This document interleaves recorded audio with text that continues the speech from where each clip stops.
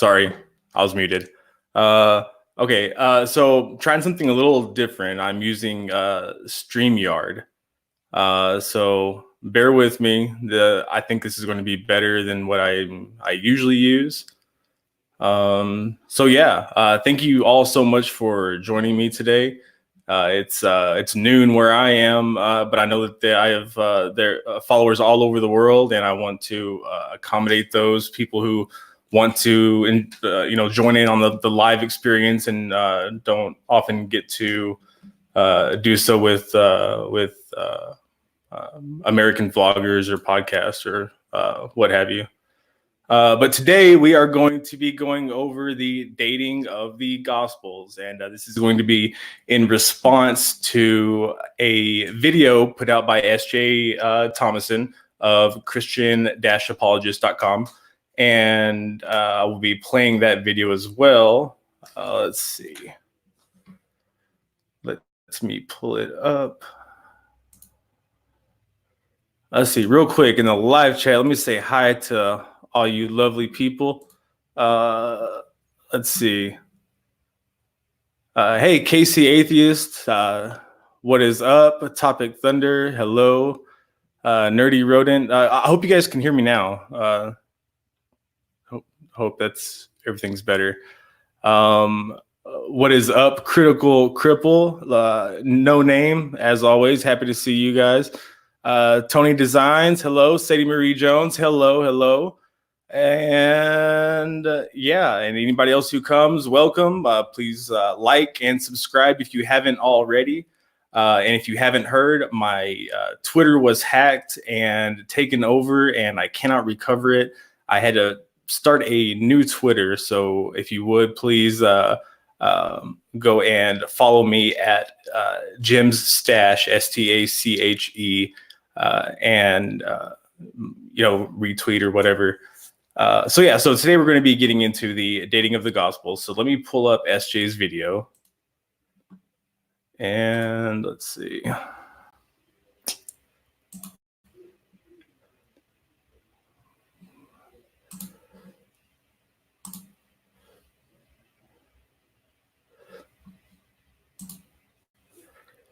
Okay, when and by whom were the Gospels? Sorry, SJ, I'm going to make you. Well, you know what? I can make me tiny, and I can make you. Yeah, there we go. Okay. This is SJ Thomason.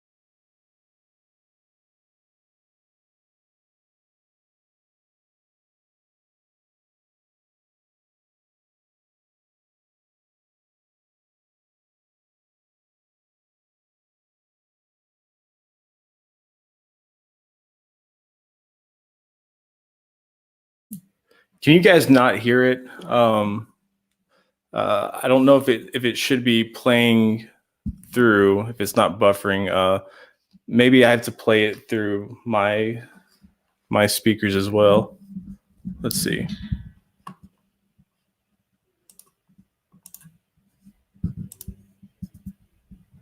Which is Mark, and another man who collected an orderly account for a person called Theophilus and traveled with the apostle Paul, which is Luke. Luke referred to himself in the first person, starting in Acts 16, as he documented his travels with Paul. Paul also referred to Luke in Colossians 4:14, Philemon 24. Just want to pause real quick and just mention that Colossians is a pseudepigraphal text. It was not written by Paul. It was written by somebody else. People try to say that, well, it was somebody who it was a scribe of Paul's, but we can tell it wasn't even dictated by Paul. The theology is different for one. There's many reasons, but we'll keep going. Oh, and I want to add that at the end of this, I'm going to put a link up to the stream, so anybody who wants to join can. We can talk about it, or whatever. So if anybody wants to get mad or happy, And 2 Timothy 4:11. Paul referred to Mark in Philemon 24 in his list of fellow workers. 2 Timothy wasn't written by Paul. 2 Timothy was not written by Paul, but by somebody who was anonymous, somebody who was writing in the early 2nd century. While Peter referred to Paul as his son in 1 Peter 5:13. Matthew is believed to be the former tax collector, while John is believed to be Jesus' beloved apostle. Okay. John is believed to be Jesus's beloved apostle. I want to pull up real quick. Let's see. Hi, SJ. Thank you so much for joining. I'm glad you were able to make it. Didn't know if you got the message or not. Let's see. I got that. Whoa, geez, that's right over my face. Okay, that's fine. It's an improvement. Okay, so Acts 4:13 says, "Now when they saw the boldness of Peter and John and realized that they were uneducated and ordinary men, they were amazed and recognized them as companions of Jesus."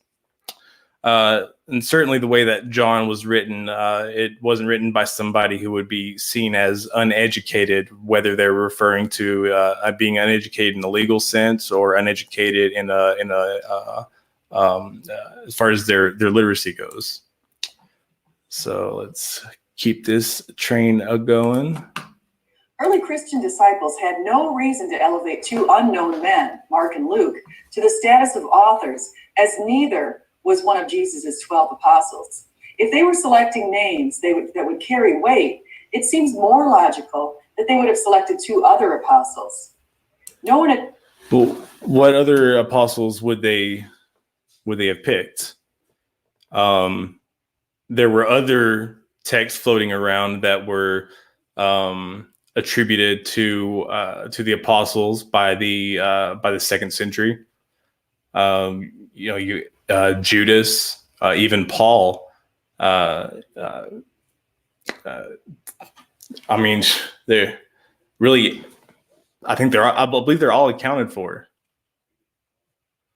and even some of them were actually seen as canon early on by people like Ignatius, but that were later removed, like later in the 4th century, before they were all removed. Attributed the Gospels to anyone else in ancient history, and we have early attributions in the... Oh, and I just want to say that the title of this video, I do not deserve to be in that list. Bart Ehrman, Digital Hammurabi, Apologia, and Jim Majors, like that.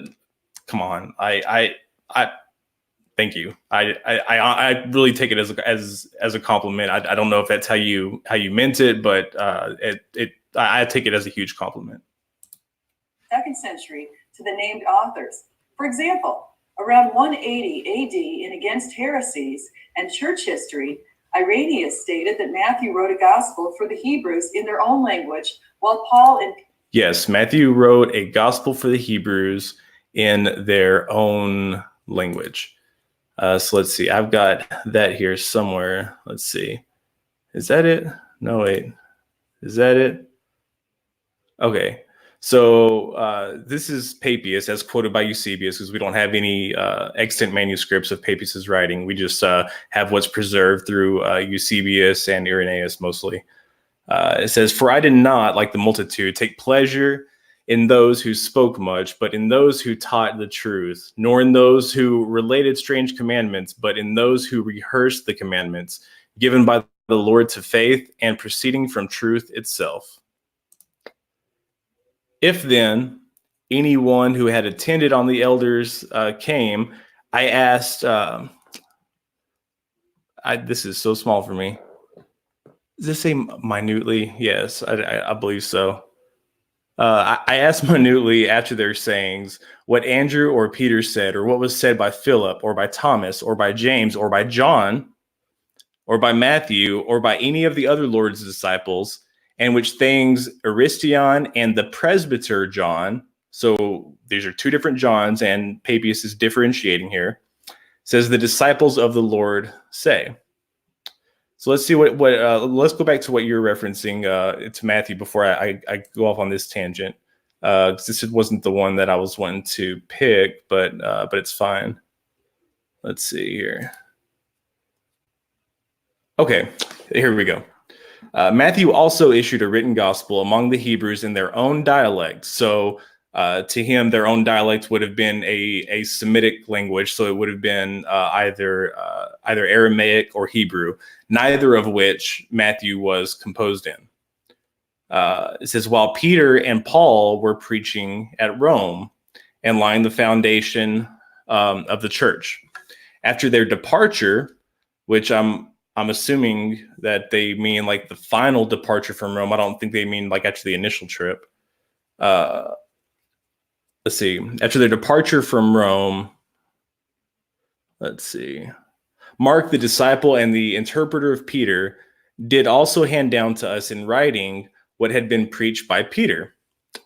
Luke, also the companion of Paul, recorded in a book the gospel preached by him. But Luke tells us that he's collected these stories. This isn't his gospel. He's not that he's preaching. He's simply collecting these sayings. It says, afterwards, John, the disciple of the Lord, who also leaned upon his breast, did himself publish a gospel during his residence at Ephesus in Asia, which is where he supposedly died. But it's also where John the Presbyter died. And as early as Eusebius, we see people finding problems with Papias's list. Eusebius says, it is worthwhile observing here that the name John is twice enumerated by him. The first one he mentions in connection with Peter and James and Matthew and the rest of the apostles, clearly meaning the evangelist. But the other John he mentions after an interval and places him among others outside the number of the apostles, putting Aristion before him, and he distinctly calls him a presbyter, which would mean an elder in the church, which was still in his same position, but he was no apostle. Let's see. I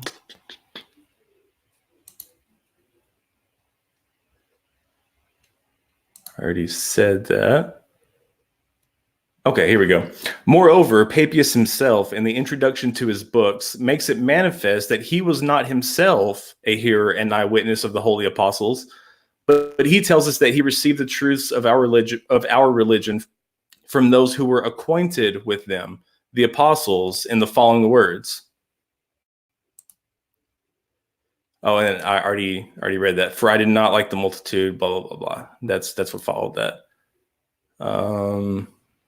Man, I wish they would make it where I could label these, because this is not efficient.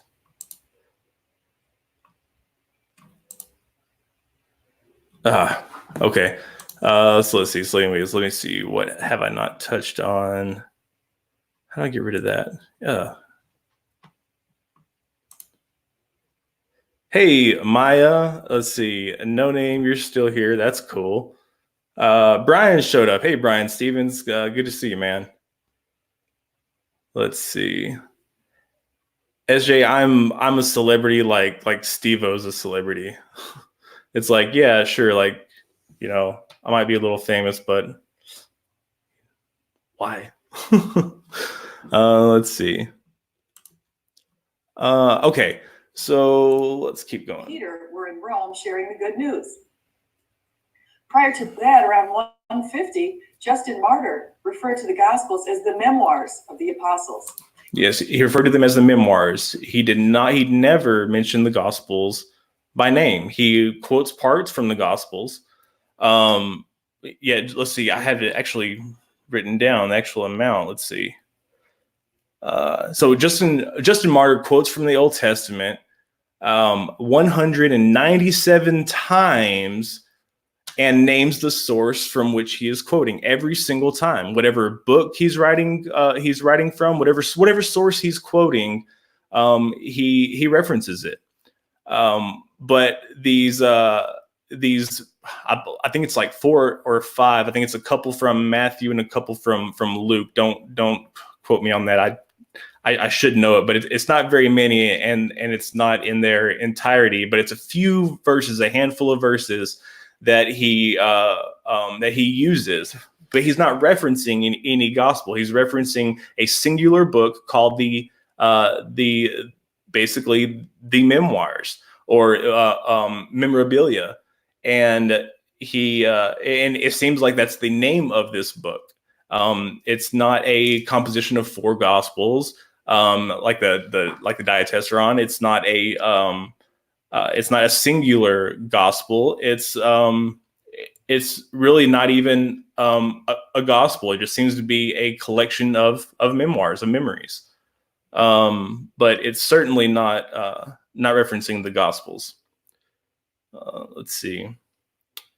So whoever added the names to the Gospels, they did it after the mid-2nd century. They did it after Justin Martyr. We're talking like 140, 150 here, where he would be mentioning them in his text. The one mention of the Gospels in let's see. Okay, let me, before I get to that. So about this time, about 150. Is when Clement of Alexandria is born, right? Who SJ is either just talked about or is about to talk about. And Clement is writing in the late 2nd century, after a lot of apocryphal texts had already been written, but he's still considered an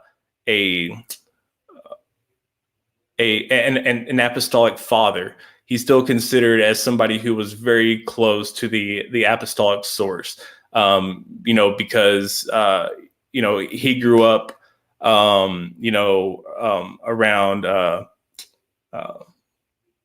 Polycarp. Polycarp, was grew up learning at the feet of John the Evangelist, and even along with Ignatius. The bishop of Hierapolis, Papias, a disciple of the Apostle John, referenced Mark and Matthew in his expositions of the logia of the Lord. Here's what he said. The elder also said this, Mark, being the interpreter of Peter, whatsoever he remembered, he wrote accurately, but not, however, in the order that these things were spoken, or done by our Lord. For he neither heard the Lord, nor followed him, but afterwards, as I said, he was with Peter, who did not make a complete or ordered account of the Lord's logia, but constructed his teachings according to Creae. Yeah, right. So he constructed his teachings according to his Creae, or according to his beliefs. But okay, well, we know that that Matthew and Luke are structured primarily using Mark. The majority of Mark is used in both of these gospels, verbatim in most instances. So we know that Mark came first. So we know that this right away isn't isn't right. First of all, the book of Matthew that they're referencing is supposedly written in Hebrew or Aramaic, which the Gospel of Matthew clearly was not. Even in its original context, we can see how it was written, like how it reads, that its original text is Greek. Sure, there are, Aramaisms and things of that nature, new words that are introduced into the culture, into the language, hamburguesa is in Spanish, that's not a Spanish word, that's just a Spanish way of saying an English word. Let's see. So Mark did nothing wrong in writing down single matters as he remembered them, for he gave special attention to one thing, of not passing by anything he heard and not falsifying anything in these matters. Scholars say he wrote two, one in Aramaic and another in Koine. Then if he wrote two, then why don't we have Papias talking about the one that was written in Koine? Why don't we have Ignatius talking about the one that was written in Koine? Why don't we have Eusebius talking about the one that was written in Koine?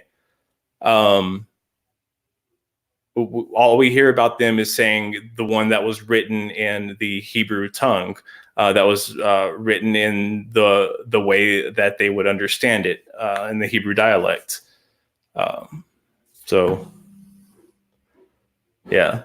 And you would also have to, the literacy rate was extremely low. And for somebody to be able to read, write, and translate so efficiently and fluently, and with such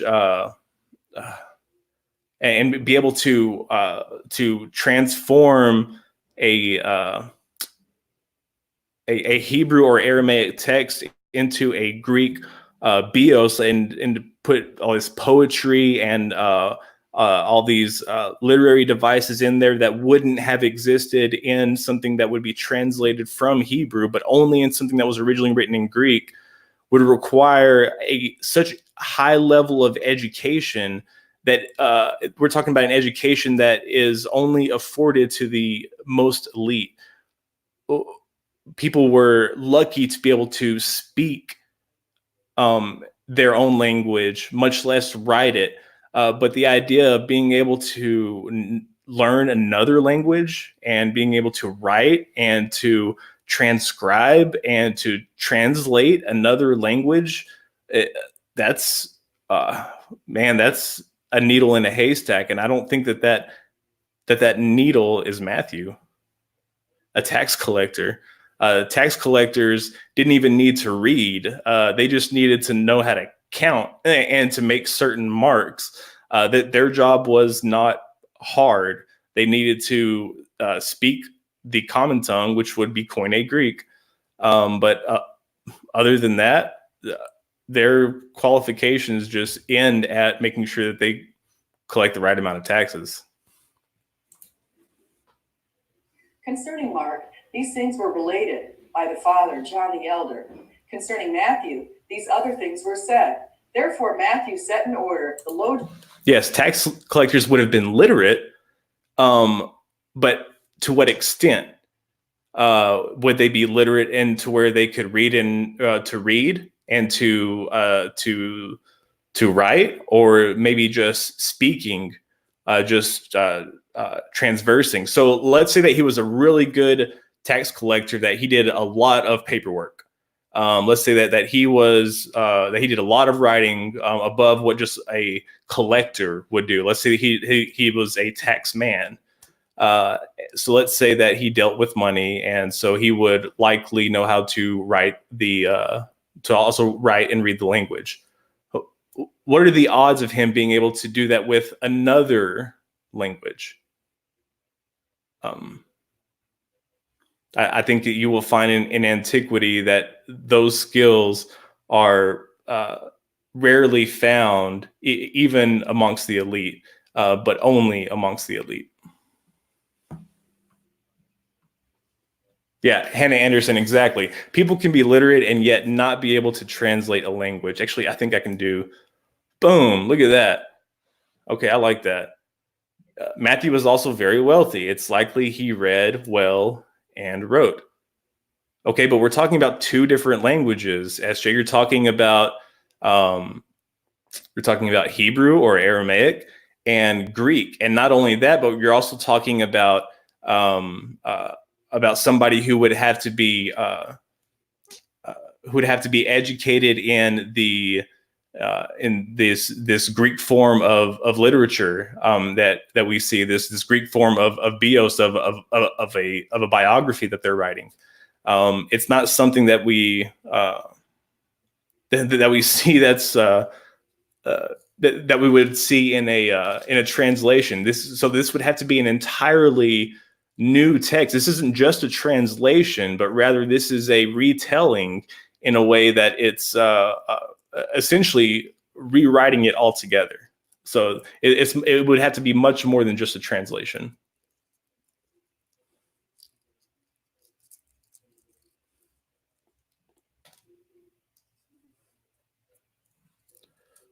Let's see. Okay, Hannah Anderson's been up for quite long enough. Let me take her down.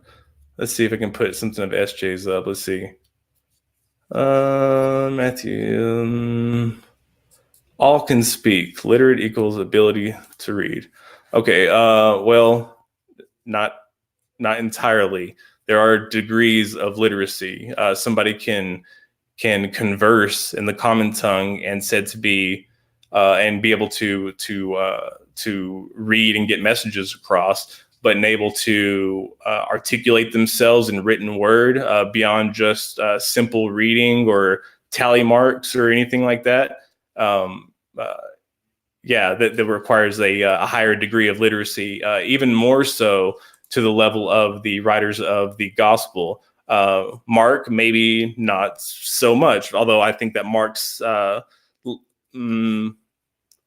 let's say wild man style of writing is intentional.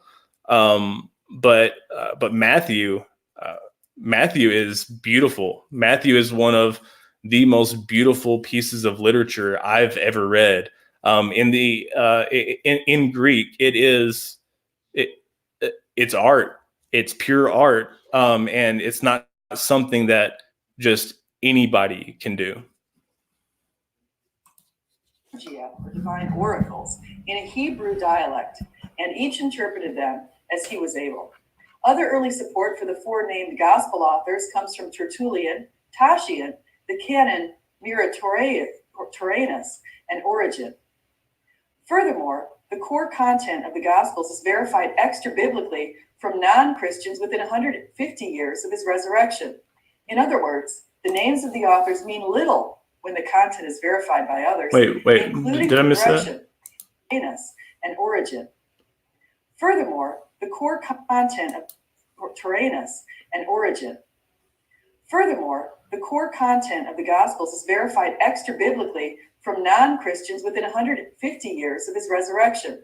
In other words, the names of the authors mean little when the content is verified by others, including people who were hostile to the Christian faith. Extra-biblical secular evidence supports the core tenets of Christianity. We know that Jesus was born into humble circumstances. I just want to say, we're almost 4 minutes into the video, and it seems like we're like trying to prove the resurrection. It seems like in almost every video, it's like, oh yeah, and Jesus rose from the dead. And that has absolutely nothing to do with the dating of the Gospels. Absolutely not a single thing. Woman who was married to a carpenter from Census. Christians believed he was born of a virgin, according to Celsus. He was also doesn't matter. Wise and virtuous, according to Josephus, and a teacher and king, according to Mara bar Serapion. He was crucified and died under Pontius Pilate, according to Josephus, Tacitus, and Lucian. On the day of his crucifixion, there appeared a more... See, well, we're talking about the historicity of Jesus now. This has nothing to do with when and by whom the Gospels were written. Most fearful darkness. Sorry, SJ. And an earthquake, according to Thales, and a full eclipse of the sun, according to Phlegon. Josephus reports that Jesus' apostles did not abandon their discipleship, and they reported that he was alive 3 days after his crucifixion. Ah! Josh is here, or Megan, but either way, one of the MC Hammer Pants are here, and that is awesome. So happy to have such brilliant people here. Oh my gosh, it's Josh. Oh. Okay. All right, Jim, pull yourself together. It's game time. We've been training for this. It's go time. Okay, here we go. Early Christians suffered trials, persecution, and torture if they did not renounce Jesus, according to Pliny the Younger.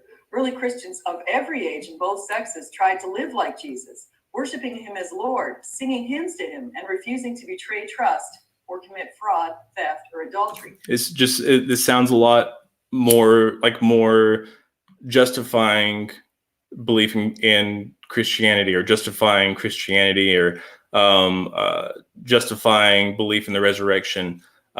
This doesn't do anything to justify an early dating for a gospel. Which, by the way, SJ, while you're here, what do you consider an early dating? I don't recall you giving any years or dates to what you thought the gospels were dated to. Just that they were before 70, I believe is all that I saw. And I got that mostly from reading your blog. According to Pliny the Younger. Let's switch gears and talk about the age. Let's switch gears. Age of the Gospels. In the New Testament canon, the early church leaders required that the books or letters were composed by eyewitnesses, or those who knew eyewitnesses, to Jesus' ministry or resurrection. For this reason, the Gnostics and writings from early church fathers such as Polycarp, Justin Martyr, Clement, Papias,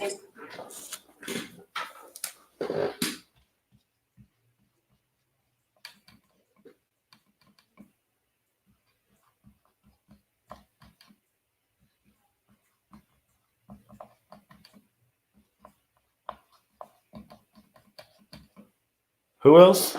Did I miss somebody? And writings from early church fathers such as Polycarp, Justin Martyr, Clement, Papias, Eusebius, and Ignatius, which were written 100 or hundreds of years later, were excluded. From their extra-biblical Christian writings, we can also validate the content of the New Testament. For example, from Clement. Okay, so canonical status is dependent upon what? For this reason, the Gnostics and write the canon.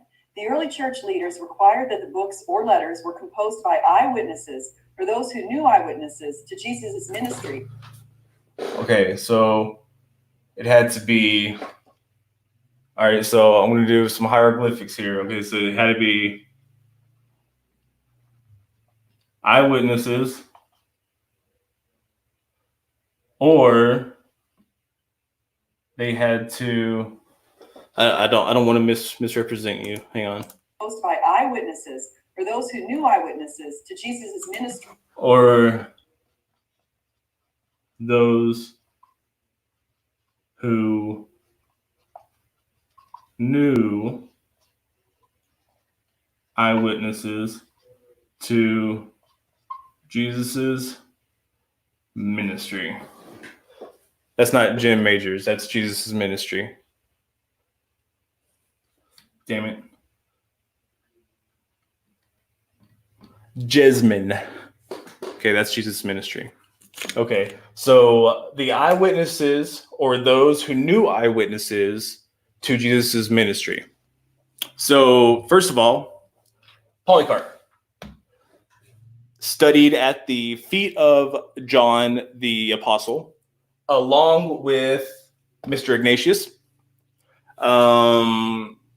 Ignatius and Polycarp grew up together, and with them being around the same area, we can reasonably assume that Ignatius would also have contact with John, just being as Ignatius was the second or third or fourth bishop of Antioch, depending on who you ask.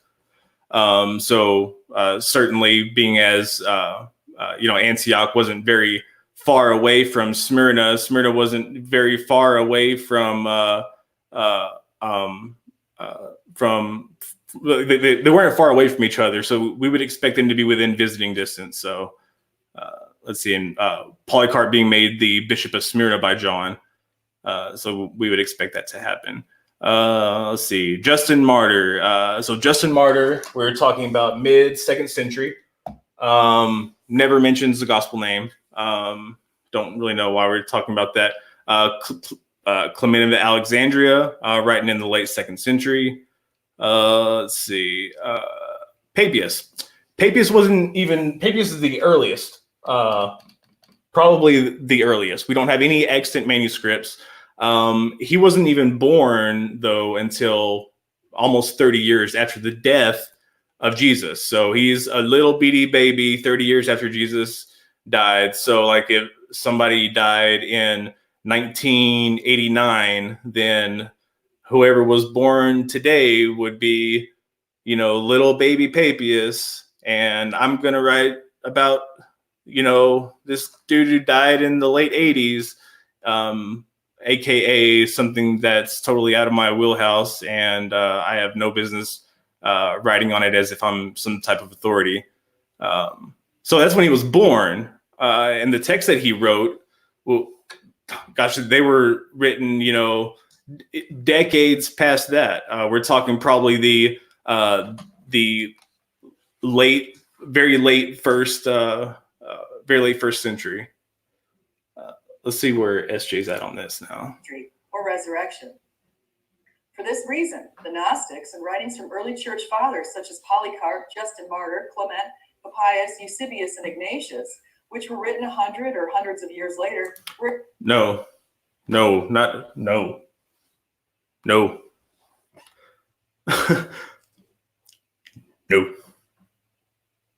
excluded. From their extra-biblical Christian writings, we can also validate the content of the New Testament. For example, from Clement, we learn about Jesus' teachings, miracles, fulfillment of biblical prophecies, ministry, crucifixion, and resurrection. The attestation of authorship is significant, early, and geographically diverse. Look, all right, you guys need to quit arguing about the carps, okay? It's not a polycarp. It's there's 3 carps, but they're 1 carp. We just call it polycarp because that's just what it is. It's one, and just stop asking questions. First, says Tim McGrew, he continues, we find it from all over Tertullian in Carthage, Clement in Alexandria, Irenaeus in France, and Papias in Asia Minor. There is no rival truth. SJ, yes, they did live when eyewitnesses lived. Polycarp and Ignatius were direct disciples of John the Apostle, the beloved disciple. They were they studied underneath him. Polycarp talks about seeing him as a child. Like that's what inspired Polycarp, was seeing John speak.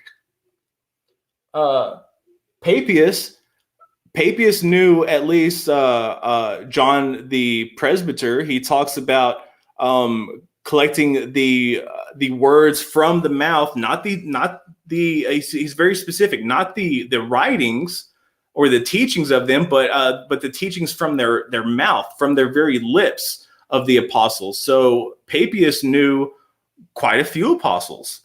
As a matter of fact, I have a scroll for you. I think, let me see.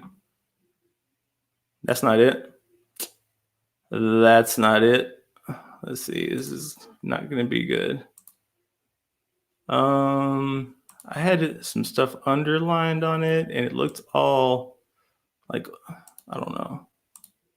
Where is it? That's not it. Okay, hang on a second, because I am going to find it, and it is...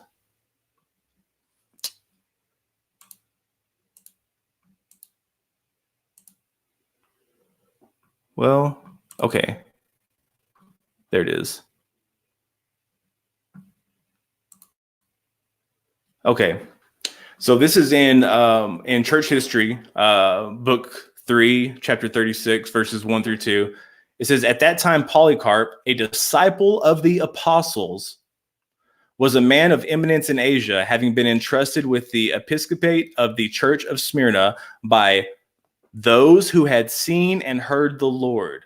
So they don't just meet your a Polycarp doesn't just meet your first necessary qualification, but your second one as well. So the eyewitness, disciple of the apostle. So more than one. So more than one eyewitness, or those who knew eyewitnesses to Jesus's ministry. So those who had seen and heard the Lord. Those are eyewitnesses to Jesus's ministry. So he knew multiple people.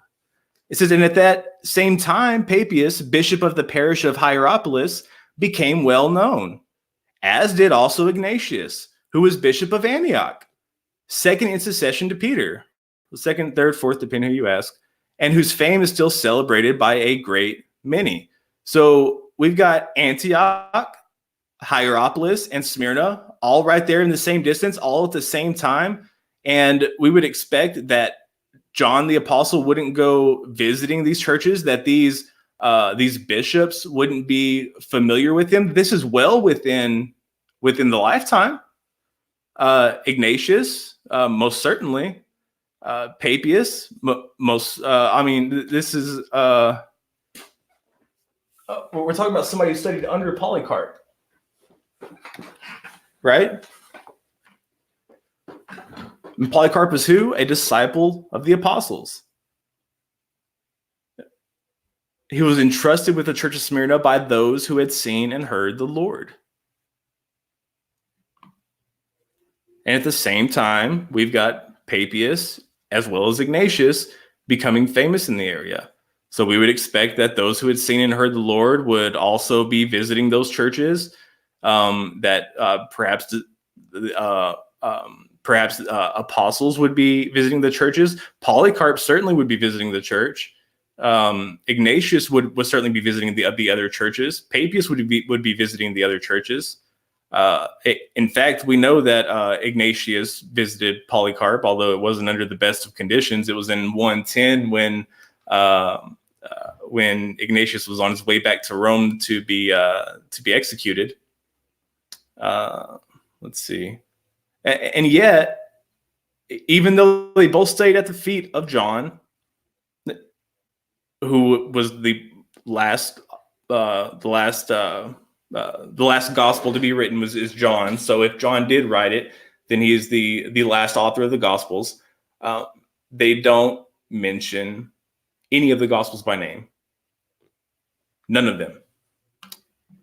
Not a single one. Polycarp doesn't. Justin doesn't. It's well rooted scholarship that that regardless of when you think the gospels are dated, the fact of the matter is that they are originally anonymous. So they are attributed to these people. Nobody was writing something called the gospel according to. Paul doesn't write something called, the gospel according to Paul. We don't see the gospel according to Papias. These are things that are these are titles that are given to them because it's necessary for the four of them to make a cohesive story, and yet they're so similar that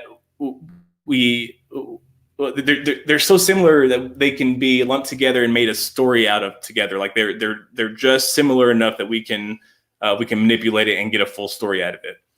But it's dissimilar enough that we can't have just one. They're incomplete in that we can't just have one and still achieve the full picture. So it's necessary to have four. So what do? Well, we can't say that they're all written by the same person, because that would be crazy. That would be like one person, just like, oh, this is version 1, this is version 2, this is version 3, and then version 4, like he drops acid, and then this is what happened, and which was John. But of course, that's not what happened. So it was necessary for them to say, Katan Lukian, Kata Yohanan, just it according to, but that is not what they would have called themselves if they were to title them. In fact, it can be argued that some of them were titled in that chapter 1, verse 1 of some of the Gospels was their title. Tradition for the authorship of any of the Gospels. Skeptics agree that Paul's letters were written prior to his martyrdom, which occurred sometime between 62 and 64 AD, which is within the same generation of those. Bye, Dr. Josh. Thank you so much for coming by. It's a real honor. Thank you. Living during Jesus' lifetime. Note that Paul's letters include 1 Corinthians 15, which is a creed believed even by skeptics to be written within 5 years of Jesus' resurrection. 1 Corinthians 15 documents the very early beliefs of Christians. Hey, JB, better late than never, man. I'm glad you're here. Correct, Nightwolf, I didn't see you sneak in here. Hello and welcome. Happy to have you here. Gregory Nietzsche, I think I've seen you around here before. Welcome. Steven Steen, go play in traffic. David B22585, when you die, do you see a light at the end of a long carpal tunnel? I don't know. I guess it depends on how many risks you've taken in life. No, that was lame. That was so lame. Why did I say that? And their beliefs in Jesus' resurrection and divinity. Why would all 4 gospel authors exclude Nero's great fire in Rome in 64 AD and his false attribution of the fire to the Christians that followed, if written after 64 AD? What? The same reason that you think Revelation did. The same reason that you think that the later Pauline epistles did. That the same reason that you think that several of the early church father texts didn't. There's a lot that they didn't talk about. You don't see them talking directly about docetism, but you see them addressing it. You don't see them talking about Marcionism or Valentinus, but you see them addressing it. You don't see these things being directly addressed, but you see them being indirectly addressed necessarily. Which there's a really good argument that I can make of the necessity of Luke and John in order to, how would you put it? In order to make up for where they lacked elsewhere. That doesn't make any sense, but okay. They were compensating. We'll just put it that way. Why would all 4 gospel authors exclude the fall of Jerusalem and the temple? Hey, Spooky Bed Hair, happy to have you. Fantastic Vic. Oh, I saw that you subscribed earlier. Thank you so much for subscribing, Fantastic Vic. I greatly appreciate that. If you haven't subscribed already, it only takes a second, and you should feel awful if you haven't already. Like, if you've put up with me this long, if you listen to me talk, then you obviously have some interest in listening to me, whatever your mental affliction may be. So go ahead and just subscribe, click the bell for notifications so you can see when I go on these rants. Let's see. I guess I can take this down now. 70, if written after 70. Why wouldn't they want to include a fulfilled prophecy, which offers even more support of Jesus' divinity? Okay, so is it a prophecy about Jesus's resurrection, or is it a prophecy about the destruction of Jerusalem? If it's a prophecy about the destruction of Jerusalem, then right after that, he says that after these things happen, you will see the Son of Man coming. You will see the Son of Man come, or you will see me return on the clouds as the Son of Man, whatever. And it says that this generation will not pass away until I return. Mark 13 something, and Luke, I don't remember what it is in Luke, but specifically talk about Jesus saying that not one stone will remain unturned, and them saying, well, when is this going to pass, Jesus? When is this all going to occur? And he is like, it could happen at any moment. Don't let your guard down. Don't fall asleep. This generation will not pass before I return. You will see me coming on the clouds of the Son of Man. Blah, blah, blah, blah, blah. And none of that happened. So if you're going to say that he predicted that, then it was a false prophecy, because the fulfillment of that prophecy did not come true. And the temple wasn't rebuilt in 3 days. So you either have to say that it's about the resurrection, and it's not about and it's not a prophecy about the destruction of Jerusalem, or you have to say that it was a dual prophecy, and Jesus just got part of the second prophecy wrong. They offered other fulfilled prophecies throughout their text. No, they don't. When Jesus prophesied about his own resurrection. Mark 14:58 says, "We heard him say, I will destroy this temple made with human hands, and in 3 days we'll build another, not made with hands." John 2:19 says, and catch these hands. Answered them, "Destroy this temple, and I will raise it again in 3 days." Skeptics usually claim the Gospels were written after 70 AD. Why do they pick the years? It says, "Then they will see the Son of Man coming in clouds with great power and glory. Then he will send out the angels and gather his elect from the four winds, from the ends of the earth to the ends of heaven." This is right after this happens. It says that those in Judah must flee to the mountains. The one in the housetop must not go down or enter the house to take anything away. Woe to those who are pregnant or nursing in those days. Blah, blah, blah, blah, blah. That's Mark 13. I guess you can say like verses basically 1 through it's basically all of Mark 13. And then Luke 21 verse 32 says, "Truly I tell you, this generation will certainly not pass away until all these things have happened. Heaven and earth will pass away, but my words will never pass away." And this is right after, let's see. So in verse 6, it says, actually, you know what? I can probably screen share this and it'd be easier for you guys to see. Let me do that. Did I do that right? Yeah, look at me go. Holy cow. What? Look at this, guys. I'm like doing professional stuff. Okay. Let's see. All right, so 6. "As for what you see here, the time will come when not one stone will be left on another. Every one of them will be thrown down." "Teacher," they asked, "when will these things happen? And what will be the sign that they are about to take place?" And he replied, "Watch out, you're not deceived, for many will come in my name. The time is near.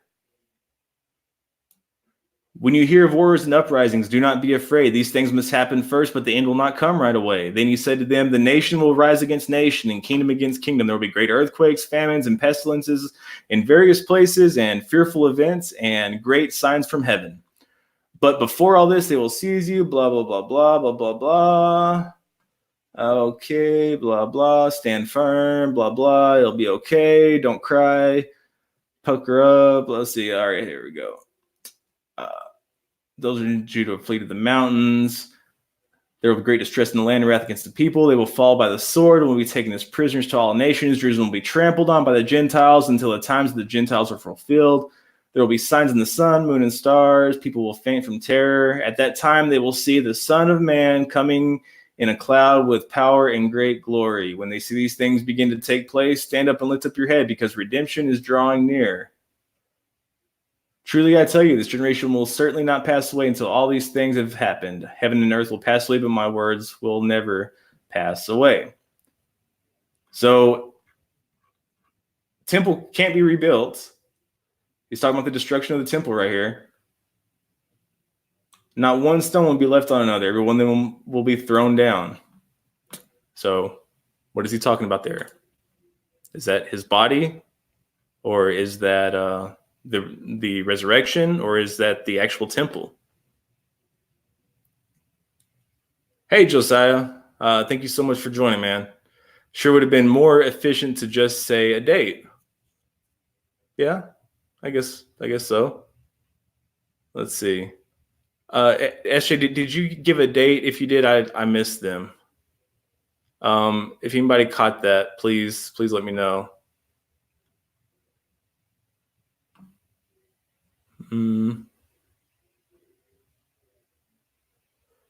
Hey JB, so he asked, why don't I and SJ get together and have a discussion? After this video, which I'm going to wrap up very shortly, I'm going to go ahead and let it play through. I'm going to let people in, and we can talk about it. They picked that date because they realized that Jesus portended the destruction of Jerusalem and the temple in Mark 13 and Luke 21, which occurred in 70, and they doubt he could have done that.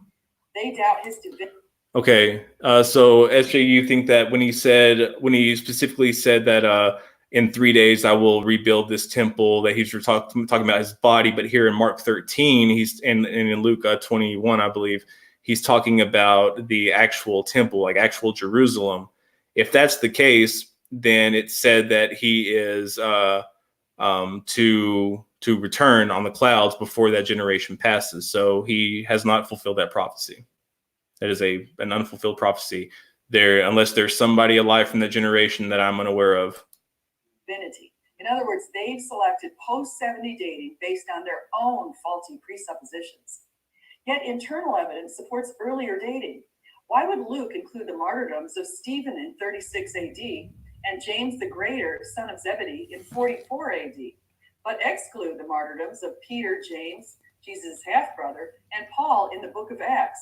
If Acts were written after their deaths, Peter, James, and Paul were the main characters. Their martyrdoms are not even mentioned. They're not mentioned anywhere in the New Testament. Acts ends rather abrupt. Okay, that's fine, SJ. I'm aware, and I'm fine with it meaning more than one thing. But if you're saying that it doesn't mean his body in Mark 13, that it means Jerusalem, then you have to account for the unfulfilled portion of that prophecy. When Paul was waiting in prison in Rome in the early 60s. Luke documented leaders during the early church years, ending with Festus, who oversaw the final trial of Paul. Festus was the procurator of Judea between 59 and 62. Since Josephus, in Antiquities 20, 197 to 203, places the death of James, Jesus' half-brother, during the vacancy between the leadership of Festus and his successor, Albinus, we can estimate that James was martyred in 62 AD. Peter and Paul were martyred prior to 67 AD.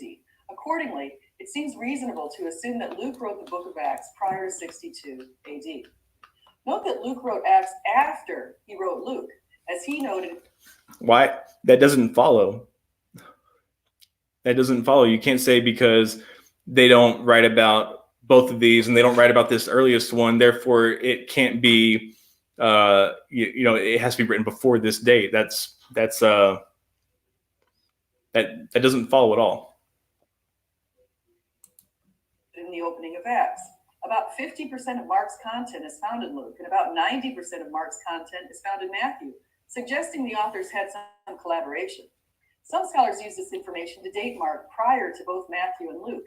Taken together with the ending of Acts by 62 AD, it seems reasonable to assume that Matthew, Mark, and Luke were also written prior to 62 AD, and quite possibly much earlier. Wait, what was that? Also written prior to 62 AD, and quite seems reasonable to assume that Matthew, Mark, and Luke were also written prior to 62 AD, and quite possibly much earlier. How is it reasonable that it was written before 62 AD?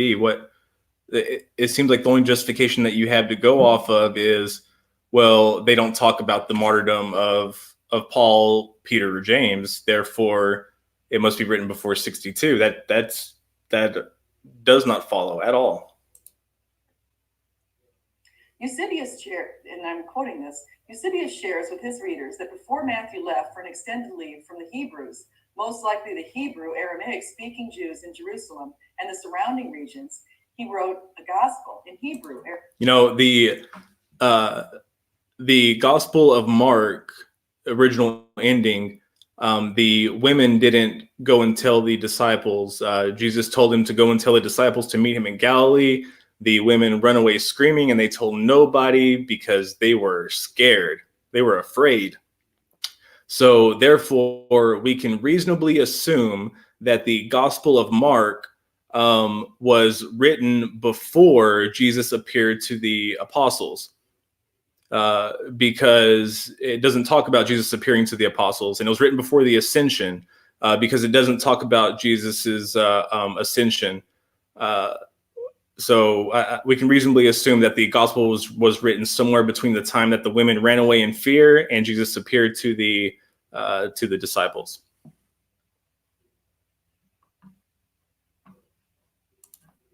Aramaic, and left it for them to have while he was gone. Therefore, Matthew's first edition of his gospel was written and published just before he left to spread the gospel to other lands. This very likely was after the Jerusalem Council in Acts 15. In Acts 15:6, Luke records the holding of the Jerusalem Council, and the apostles and elders came together to consider this matter. The apostles were not summoned. No, the original ending is not "He is risen." I don't know where you get that. That's completely false. From all over the world to attend this meeting. They were already there in Jerusalem. The decision was made that the gospel given by Jesus Christ did not include embracing circumcision in the law, but only faith in the Lord. Jesus didn't give a gospel. According to you, 2 eyewitnesses, one of whom dictated it to their translator.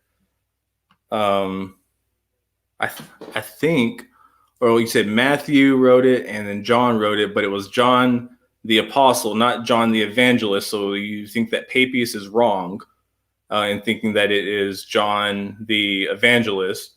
Well, then, of course, I'd have to ask you, who do you believe wrote Revelation and the other Johannine epistles? But I digress. Once this was settled, the mission to the Gentiles, to the remotest part of the earth by the 12 apostles, minus James, the son of Zebedee, the brother of John, who had died, after 15 years or so of filling Judea and Samaria with the gospel, could begin. It is estimated by scholars. Hey, Maynard says it's a Pineapple Express football and gym majors kind of Sunday. Nice. Appreciate you, brother, man. That sounds like a pretty good Sunday. Who are you watching and who you rooting for?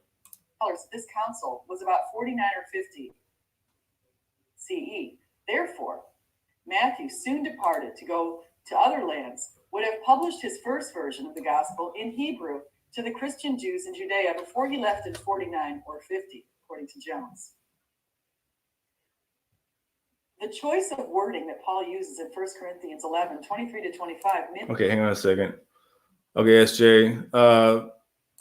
Mark 16, 6-8. But he said to them, "Do not be alarmed. You're looking for Jesus of Nazareth, who was crucified. He has been raised. He is not here. Look, there is the place they laid him. But go tell his disciples and Peter that he is going ahead of you to Galilee. There you will see him, just as he told you." So they went out and fled from the tomb, for terror and amazement had seized them, and they said nothing to anyone, for they were afraid. What is this? What is this A? What does that say? Some of the most ancient authorities bring the book to a close at the end of verse 8. One authority concludes the book with a shorter ending. Others include the shorter ending and then continue with verses 9 through 20. In most authorities, verses 9 through 20 follow immediately after verse 8. Though in some of these authorities, the passage is marked as being doubtful. Well, that's generous. That's very generous. It is not in our earliest and best manuscripts. We'll put it that way. Mimics the wording Luke uses in 22, 19 to 20 in his gospel. Yet Paul stated that he received this information while Luke recounted the event within the greater context of the Passion narrative. Consider these verses.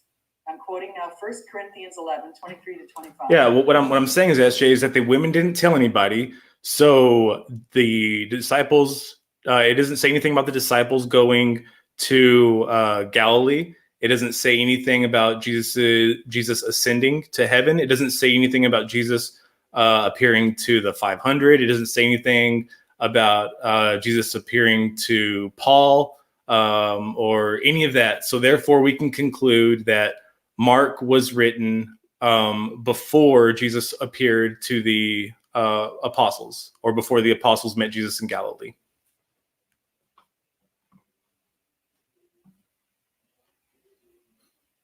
But I don't actually believe that, because that's ridiculous. That you can't use that kind of reasoning to arrive to that conclusion, because it doesn't follow. For I received from the Lord what I also passed on to you. The Lord Jesus, on the night he was betrayed, took bread. Hey, blue collar heathen, thanks so much for coming, man. What's up, this one guy? Yeet. I don't know what that means, but yeet. And when he had given thanks, he broke it and said, "This is my body, which is for you. Do this in remembrance." SJ, you wonder if you asked, do you think they never told anyone, or at that point they didn't tell anyone? SJ, in the earliest and best manuscripts, it ends with the woman told no one. It says that they said nothing to nobody, not one person, not one thing, to not one body, for they were afraid. And for over 100 years, that's what they knew. That was the story. As far as that gospel goes, anyways, of course, you have Matthew and Luke that come and finish the story, and not saying that there wasn't some early oral tradition that that Jesus did appear to the disciples and that he ascended and everything like that. But what I'm saying is that it's not in Mark. Of me. In the same way, after supper, he took the cup, saying, "This cup is the new covenant of my blood." SJ, the other gospels told the rest of the story.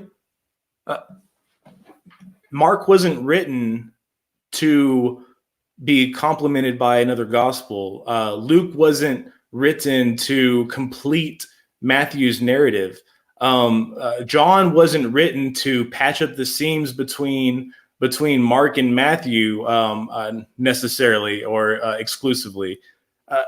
But they were written with their own agenda, telling a full story, a full perception of Jesus and his ministry and who he was, and his divinity and his nature, or natures rather. And yes, we are sure that Mark was written first. But that being said, let's see. What were we just? Okay, so wooden literalism. The other gospels told the rest of the story. Why do we need the rest of the gospels to tell the rest of the story? Why shouldn't we get it all from one gospel? Why can't we see that Jesus is the Son of God in Mark? Especially if Mary knew that he was the Son of God from the very beginning, that Joseph knew he was the Son of God from the very beginning, according to Matthew and Luke. So if that was true all along, even before Mark wrote his gospel, because obviously he wrote it after Jesus was born, so after Mary knew that he was the Son of God, then why wasn't that harped about? Well, why wasn't that said? This is the Son of God. He was born to a virgin. Something like that. You can't just say, oh, well, that just wasn't important to Mark. He just wasn't concerned with those petty details, because those aren't petty details. Do this whenever you drink it in remembrance of me. And then here's a very similar line. Yes, the early church fathers indicated Matthew was first, but the Matthew that they're talking about was a Matthew that was written in the tongue of the Hebrew. The Matthew that we have was not written in the tongue of the Hebrew, SJ, and there is no evidence that it was translated from a Greek text, and there is no existing Greek text that we that we have. I mean, I'm sorry, no existing Hebrew or Aramaic text that we have in Matthew. It was originally composed in Greek, and that's the bottom line. So unless you can provide some evidence that that there is that it was originally translated or formulated from this Hebrew or Aramaic text, then I'm sorry, but I have no choice but to go with the thousands upon thousands of manuscripts that suggest that you are wrong. Luke 22:19-20. And he took bread, gave thanks, and broke it, and gave it to them, saying, "This is my body, given for you. Do this in remembrance of me." In the same way, after the supper, he took the cup, saying, "This cup is the new covenant in my blood, which is poured out for you." A final line of argument refers to Caiaphas, the high priest who demanded Jesus' crucifixion. Mark 14:53 referred to him as the high priest, while Matthew 26:57-75 said he was named Caiaphas, the high priest. Since Caiaphas died in 36, this line of argument suggests that Mark may have been written when it would be known that the high priest was Caiaphas, so he didn't need to be named. What? If Matthew... That's ridiculous. So are you saying that John had to have been written back in the 30s because John mentions Joseph of Arimathea or Pontius Pilate or any of the other characters? Like that's really bad logic, because I mean that you have to look at the flaws in that, because you have to realize whenever you make an allowance like that, SJ, you have to look at the implications of it and say, is this a good argument? Like, is this solid? Does this have holes in it? And you have to test it with things like that. And if you can logically posit something else in that position and make it sound sensible, and you know it's nonsensical, then it's probably a bad argument. If he were written later, he would need to specify the particular high priest. John 11:49 also named Caiaphas. He said, but one of them, Caiaphas, who was the high priest that year. This suggests that John was looking into the past when he wrote his book. In conclusion, we have an abundance of reasons to support the validity of the Gospels and the New Testament more generally. Earlier dating of the Synoptic Gospels and the names of the authors to whom all four Gospels are attributed are also evidenced in ancient writings. Sorry, Bart Ehrman, but you've lost again. Well, I don't think it was such a loss as you say. In the comments, I am posting the link. Do not let me down. Some of you people get in here. SJ, I would love to have you in here. We can chat about this. Steven, Blue Collar, Hannah, Brian, anybody who wants to talk. This is about you guys, and yeah. Oh, sorry, SJ, I didn't mean for your comment to be up like that long. Yeah. But yeah, just want to thank you all for watching. If there's any questions and you don't want to talk to me, you can post your question in the live chat, and I'll happily answer. Let's see. SJ, what about when it says that an angel descended from heaven and the stone rolled away, as opposed to the women getting there and the stone already being rolled away, and not mentioning the stone being rolled away?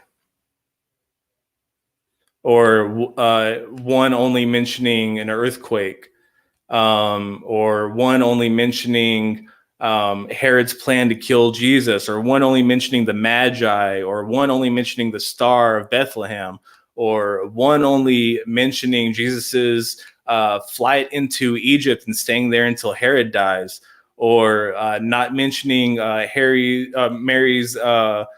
purification rites that she goes up to Jerusalem, which she does on the wrong day because the author of Luke has no idea about the Jewish purification rites. He had a loose idea, but he grossly misrepresented it. But that's besides the point. Damn, I get off on some tangents. Let's see. Do we have anybody in here? Nope. Nobody's in here. Nobody's clicked on it.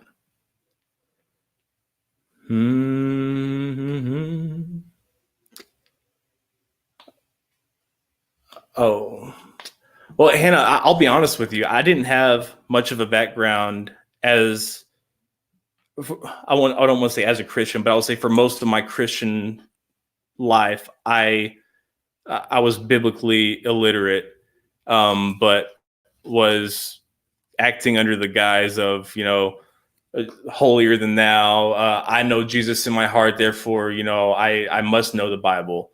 But I didn't realize how much I didn't know. In fact, the more that I know, the more that I learn about the Bible, the more I realize I don't know.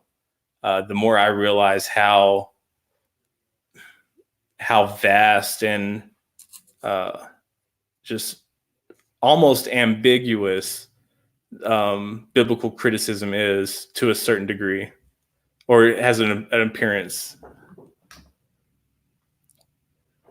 SJ, if you would like to come in and talk about it, I'd love to talk to you about it. But we can actually pop on that YouTube video and we can watch it together if you'd like.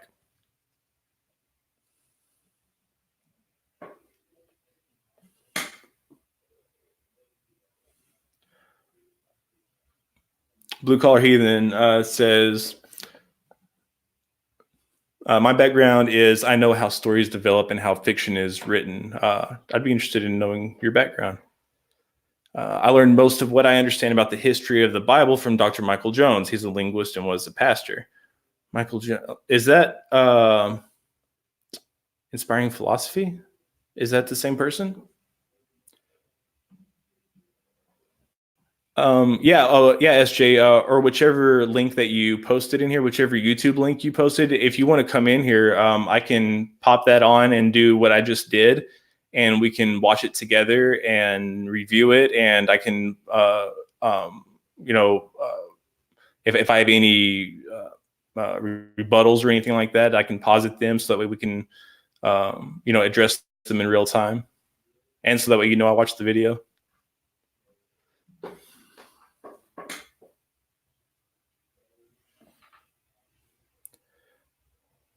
SJ, it is possible that they did both, but why doesn't one say that they did both?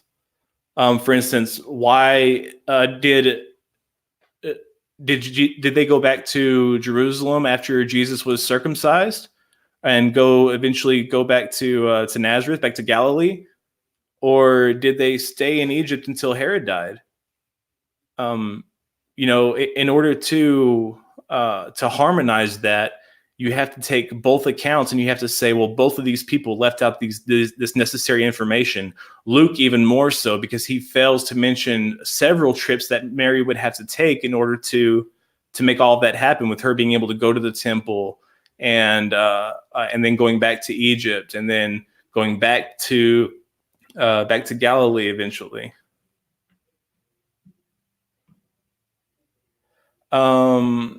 Born Machine says, I asked again, maybe you already answered, but I had to tune off. Will you look at the martyrdom of the disciples? I actually have a video on the martyrdom of the disciples. Hashtag Paul's milky neck. If you don't know about Paul's milky neck, you need to learn, because that's church tradition, and it's the earliest known account of Paul's martyrdom. Therefore, we should respect that as truth.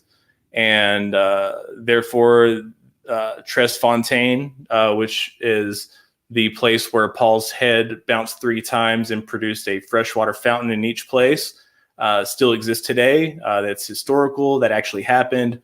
Don't laugh. It's not funny. Hashtag Paul's milky neck.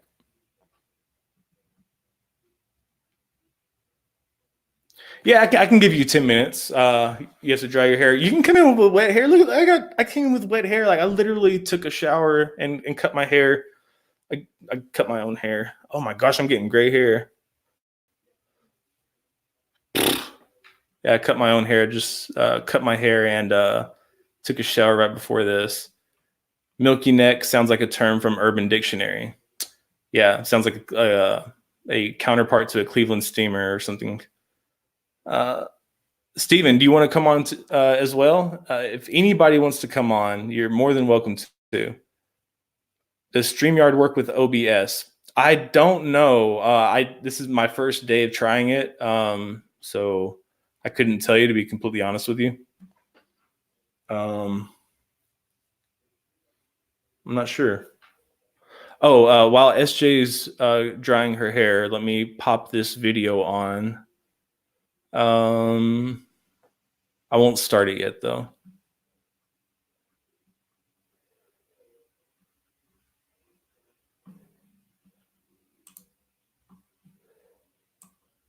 Oh no, how do I? What? What sorcery is this? I think I can go here. Okay, so is nobody coming on, really? Man, you guys suck. SJ's the only cool person in this chat, really? Really? Ugh, disappointing. Y'all gonna make SJ come in here alone with wet hair. Y'all would be ashamed of yourself.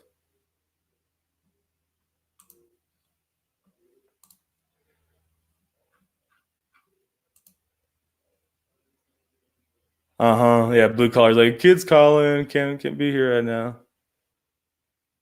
Brian's hair's wet too. Oh man.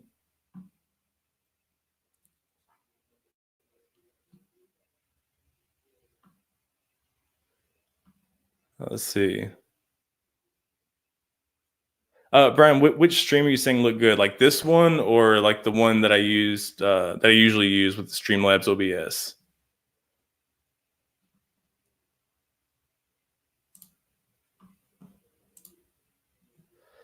Okay, let's see.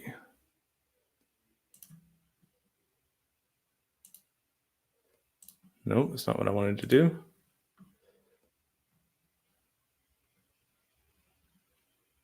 Here we go. Okay, that's the link to this video.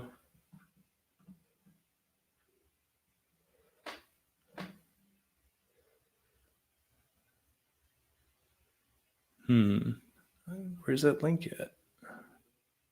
I just had it. Okay, there we go. Whoop. Hello, your face. Oh, are Jesus' birth narratives erroneous? Awesome. Okay, we can get into this.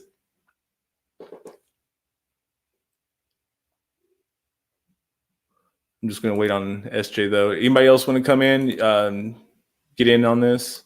Should be an interesting conversation.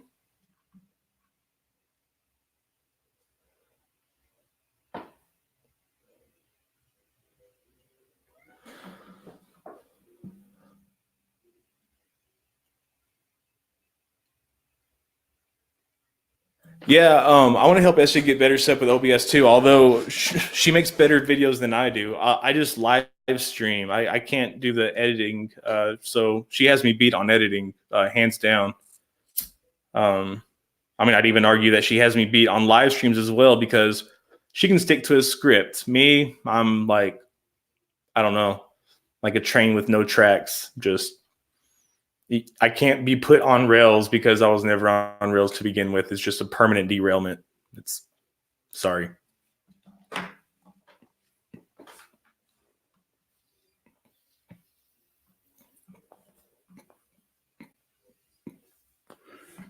Okay, let's see.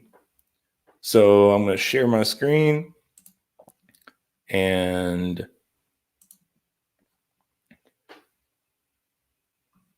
no, not that one. That one.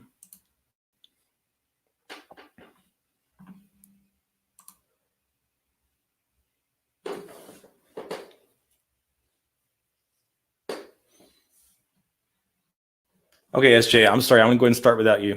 SJ Thomason with Christian-Apologist.com. I'm so glad you're here. Oh, the link. Let me get you the link. I'm going to talk a little bit about Bart Ehrman and his debate with Mike Licona. I listened to a debate between Bart Ehrman and Mike Licona, where Ehrman cited what he considered to be Bible contradictions. And in several cases, Licona seemed to agree with them. Both questioned the dating of Quirinius' Census, which is... Hey, Jill. Feel free to come in here as well. The link is for anybody who wants to come in and discuss.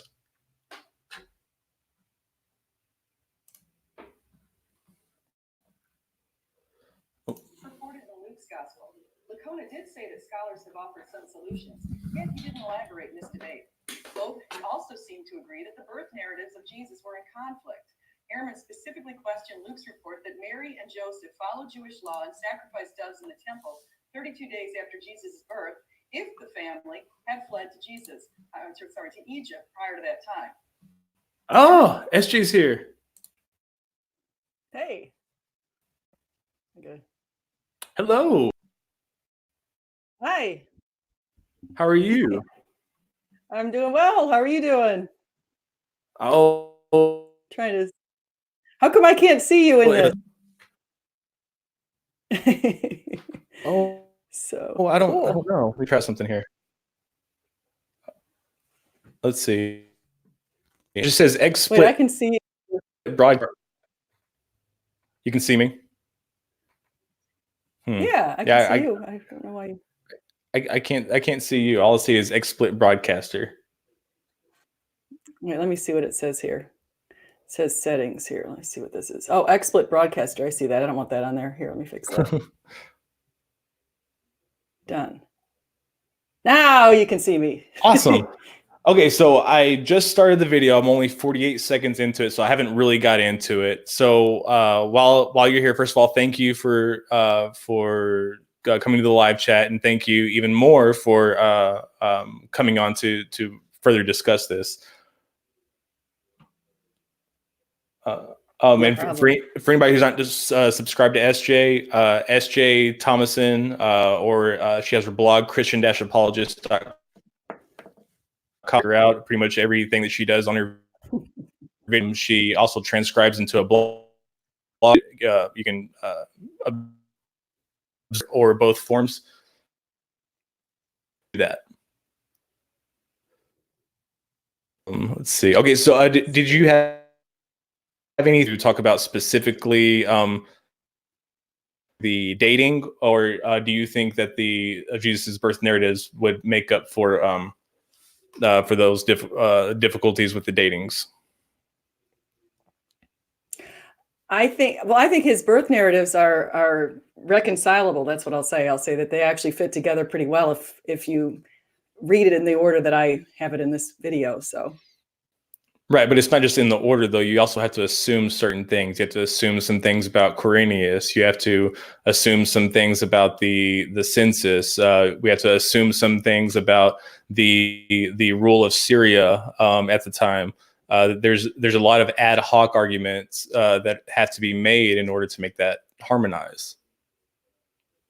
So we have to introduce information that's not there to begin with. I'm sorry, I didn't mean to interrupt. Have you heard that? Have you heard the video yet? Yes, ma'am. I've watched the debate. I don't know if I've seen your actual video.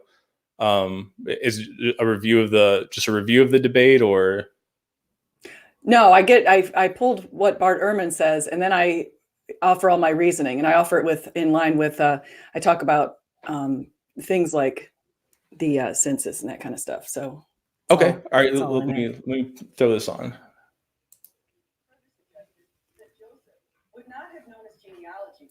David's line since King David lived 1,000 years prior.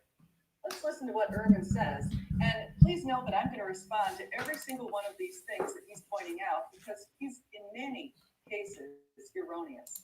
Man, SJ, he's got you fired up, doesn't he? Yeah, he gets me fired up.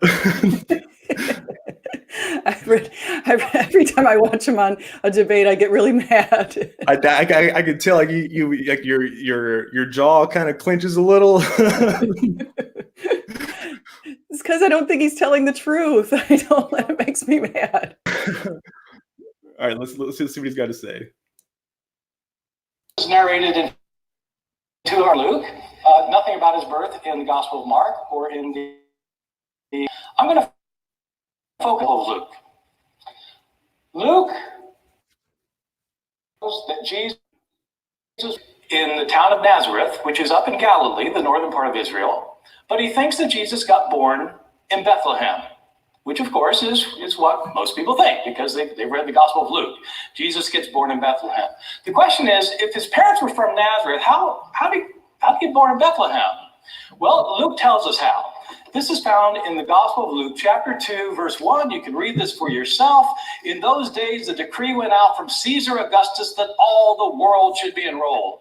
Mm-hmm. Okay, well, nobody thinks that the entire world is being enrolled for a census. People off in China were not subservient to Caesar Augustus, so let's just... Well, and not only that, but the people of Syria weren't subservient to Caesar Augustus or even Roman rule. Syria wasn't under Roman rule until years later. Until after the death of Herod. So even if Quirinius was in rule, he wouldn't be governor of Syria. Say the Roman Empire.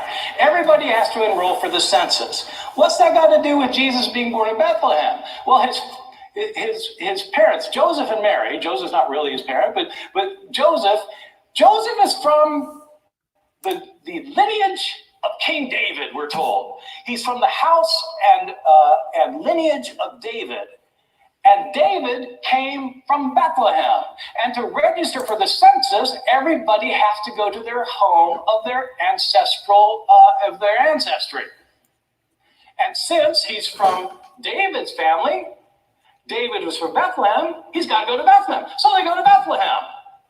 And while they're there, Mary goes into labor and she gives birth in Bethlehem. We're told this happened when Quirinius was the governor of Syria. This is a hugely problematic passage, as Mike knows very well. What does it mean that Joseph went to the home of David? David was the king of Israel who lived 1,000 years before Joseph. Do you mean everybody in the Roman Empire is returning to their ancestral home from 1,000 years earlier to register for a census? Whoa, how's that supposed to work? Suppose that the Democrats win this next election and they impose more taxes on us, which is likely. And when they do that, we have to register for a tax by going to our ancestral home. You have to go to the ancestral home where your ancestor came from 1,000 years ago. Where are you going to go? Well, and that makes a lot of sense, because if you think about it, the area that Rome covered, it would have been, a nationwide census. So it would have been everything under Roman rule. So all of the Roman Empire, not just Syria. So you would have people going to their ancestral homes all over. So they would be going to, like Persia and who knows from how far away that they would go, but there would be places that the majority of which wouldn't be under Roman jurisdiction. So the point of them going there for a census that wasn't being conducted there wouldn't make much sense. I don't know where those people would go. Yeah, well, the one point that he makes is that people aren't keeping track of their genealogies, but we have it quite specifically mentioned in the Bible in numerous places that people are tracking their genealogies. Oh, I agree. Yeah, I agree. Genealogy was something that was very important to them. Like their ancestral line was something that held great significance for them, especially given what they considered to be prophecies and so on and so forth, and the tribes and maintaining pure bloodlines and whatnot. But I don't see where that gives any weight to the actual argument being made, though. Well, let's go, because I did rebut all of these points in the video. So and I'm trying to find it in my blog while I'm looking, because I don't remember exactly. Do you want me to just fast forward through his talking, or do you interrupt him, or? No, I don't. I let him talk, and then I just. Okay, is it okay if I fast forward just through his? Sure. Talking? Okay. Okay, Bart, shut up. I think you're pretty good with technology. I think you're better than I am with technology. Oh, no, I can point. Because I can't. I figured out how to slightly edit films. Like I can cut off the front end if I need to, or the back end, but I haven't cut out the middle or anything. Yeah. You seen videos and that kind of thing. I want to have a lot of graphic, a lot of visual aids, a lot of motion, keep people's attention. And Matthew. Yeah, I'm just noticing how dark it is in the room I'm in. Hold on one second. Okay. So as Okay. demonstrated by the Luke account and Matthew account of Jesus' birth, each has highlighted different parts of his young life. The accounts fit together like a glove. Matthew reported the earliest time in Jesus' infancy, while Luke reported when he was between infancy and 2 years old. This assertion is supported when one considers that Herod called for the deaths of all children under 2 years old. Why did he pick a year like under 2 years old? Further, Herod sent the Magi to Bethlehem to find Jesus, yet the Magi found their way to Jesus by following a star. Jesus could have been in Bethlehem or outside of Bethlehem when they found him. Note that it was said that he was in either Bethlehem or the vicinity of. Right. So you agree with me then that you can't reconcile the shepherds being there and the Magi being there, giving the baby Jesus frankincense, gold, and myrrh, and like everything happening at the manger, that it's more likely that the Magi met at a house in Bethlehem? I think that's likely, yeah. Yeah. So these accounts happened long after each other, right? Well, I think there's part of the account was told by one and the other part of the account was told by the other. And I think if you put them together, they actually fit. So why weren't people aware of Jesus and his divinity whenever, like, say they took him to the temple and everybody's praising him and talking about how great he's going to be, and how he's the chosen one and all this other stuff, just really praising him. And like it took Herod, I'd say over a year for him to get upset about this.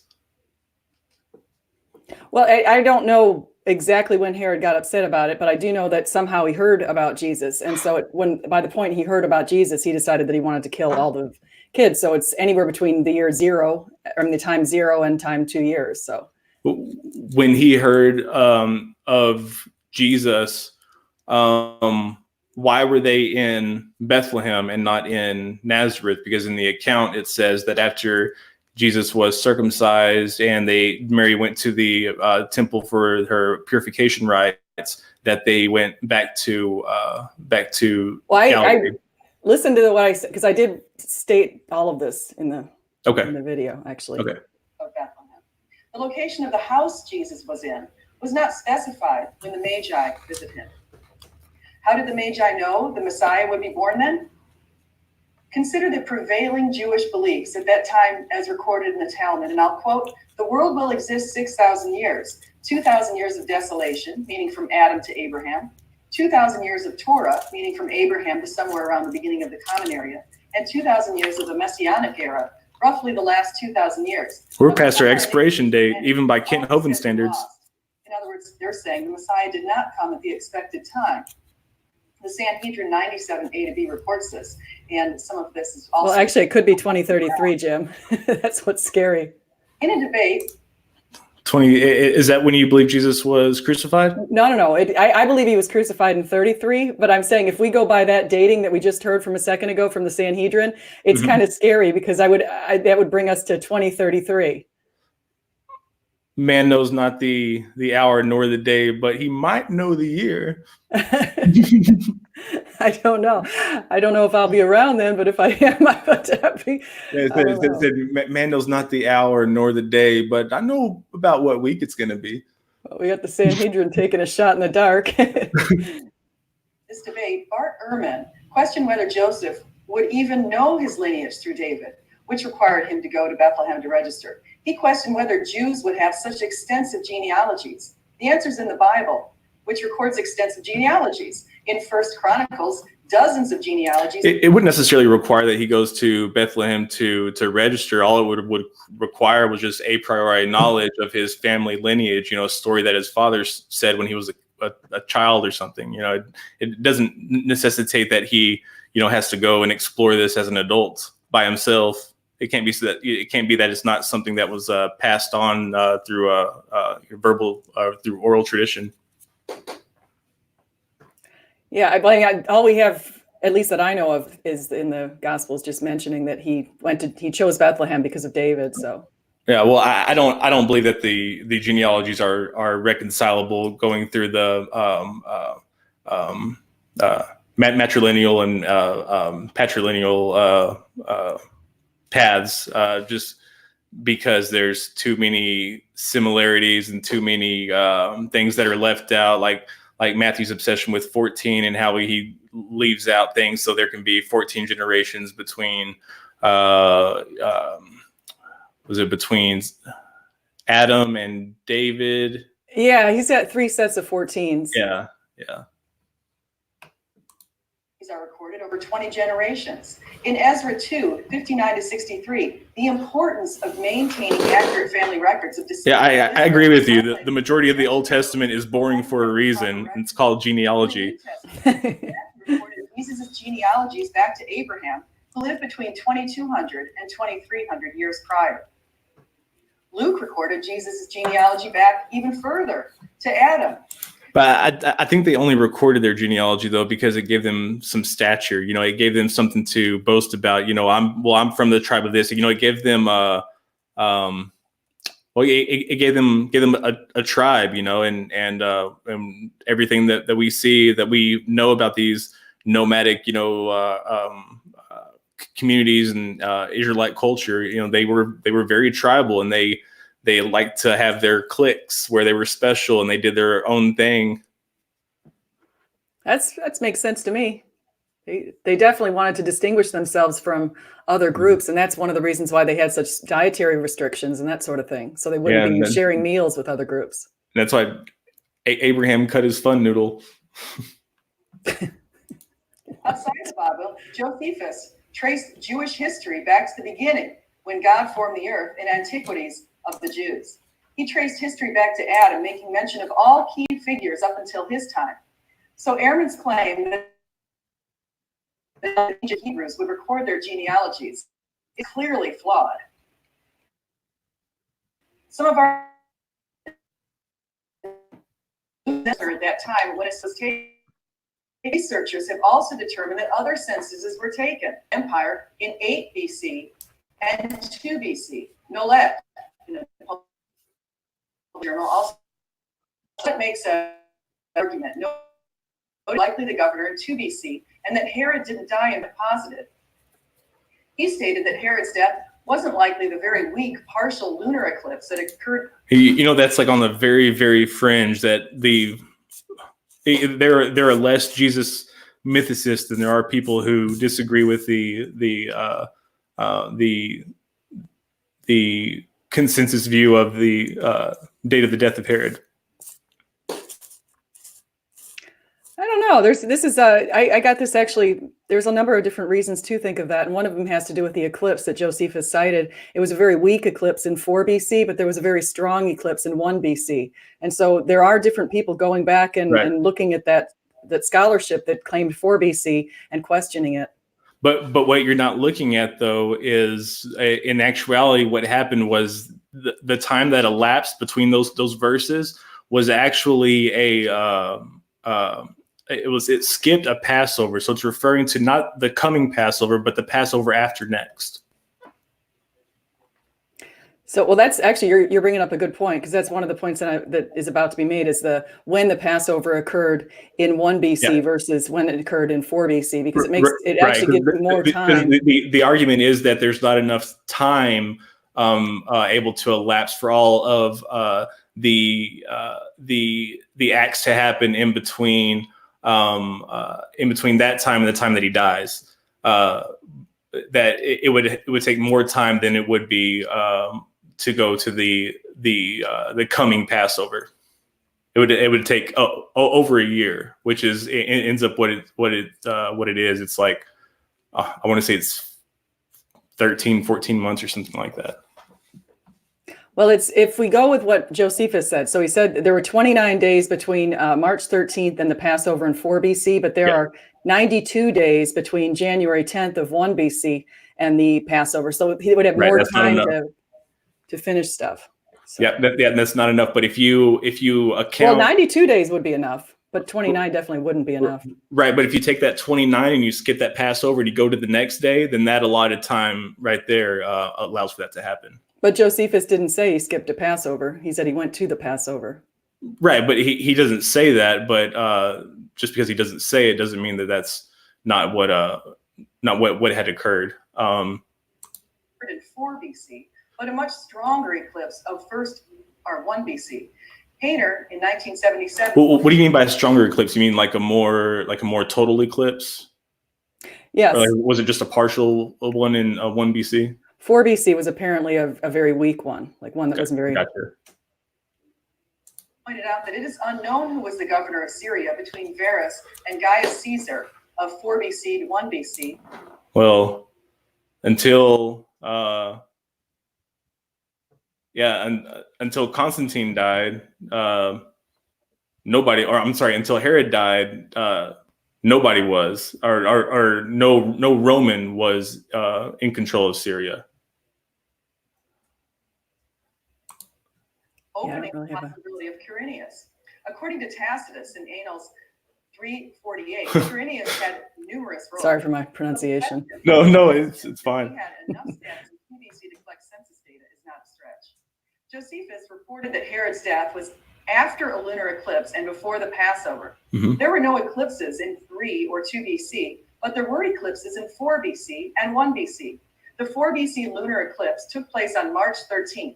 As Steinman in 2009 noted, the minimum number of days to complete all of the events Josephus mentioned that Herod completed between the lunar eclipse and the Passover is at least 41, which is a very consecutive number, given other scholars have suggested more.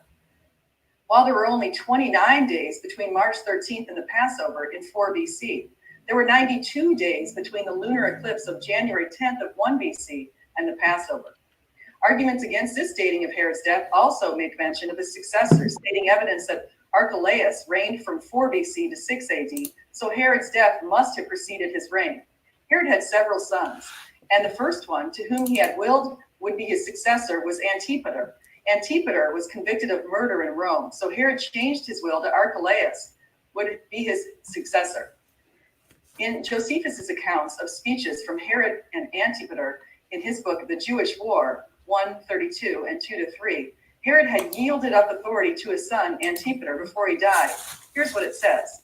I confess too to thee, O Varus, the great folly I was guilty of, for I provoked these sons of mine to act against me, and cut off their just expectations for the sake of Antipater. And indeed, what kindness did I do to them that could equal what I have done to Antipater, to whom I have in a manner yielded up my royal while I am alive, and whom I have openly named for the successor to my dominions in my testament, and given him a yearly revenue of his own 50 talents, and supplied him with money to an extravagant degree out of my own revenue.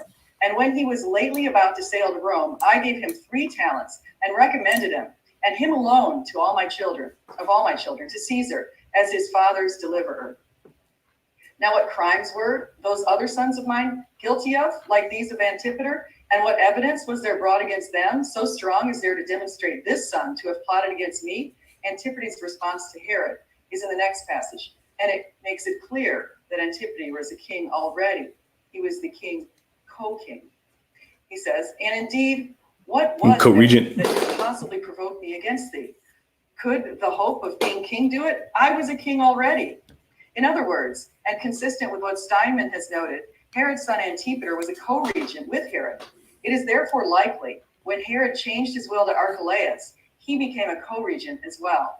Steinman stated, and I'll quote, the consensus about the reign of Herod is built around Schur's interpretation of Josephus. It's fraught with difficulties. It fails to fit any of the verifiable chronological data external to Josephus and must resort to unlikely readings of Josephus's chronological data and a dismissal of other data as mistaken.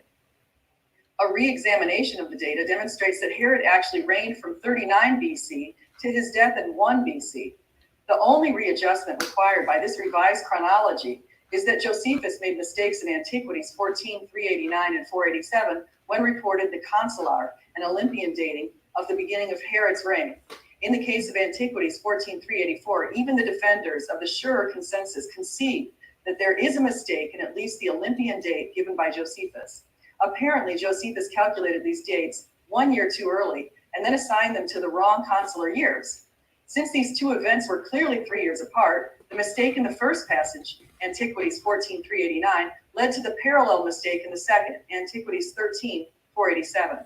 Once the correct dates for Herod's reign are understood, all of the data external to Josephus, as well as all the other data given by Josephus, are in perfect harmony, and one can construct the chronology of his reign. That's end quote. Now let's go back to Quirinius. Quirinius was well esteemed with a long history of administration, as evidenced in this passage from Tacitus. Tacitus says, about the same time he requested the Senate to let the death of Sulpicius Quirinius in 21 AD be celebrated with a public funeral. And I added 21 AD. With the old patrician family of the Sulpici, this Quirinius, who was born in the town of Lanuvium, was quite unconnected. An indefatigable soldier, he had by his zealous services won the consulship under the divine Augustus, and subsequently the honors of a triumph for having stormed some fortresses of the Hamadadenses in Cilicia, which is prior to 6 BC. Just note that. He was also appointed advisor to Caius Caesar in the government of Armenia, and had likewise paid court to Tiberius, who was then at Rhodes.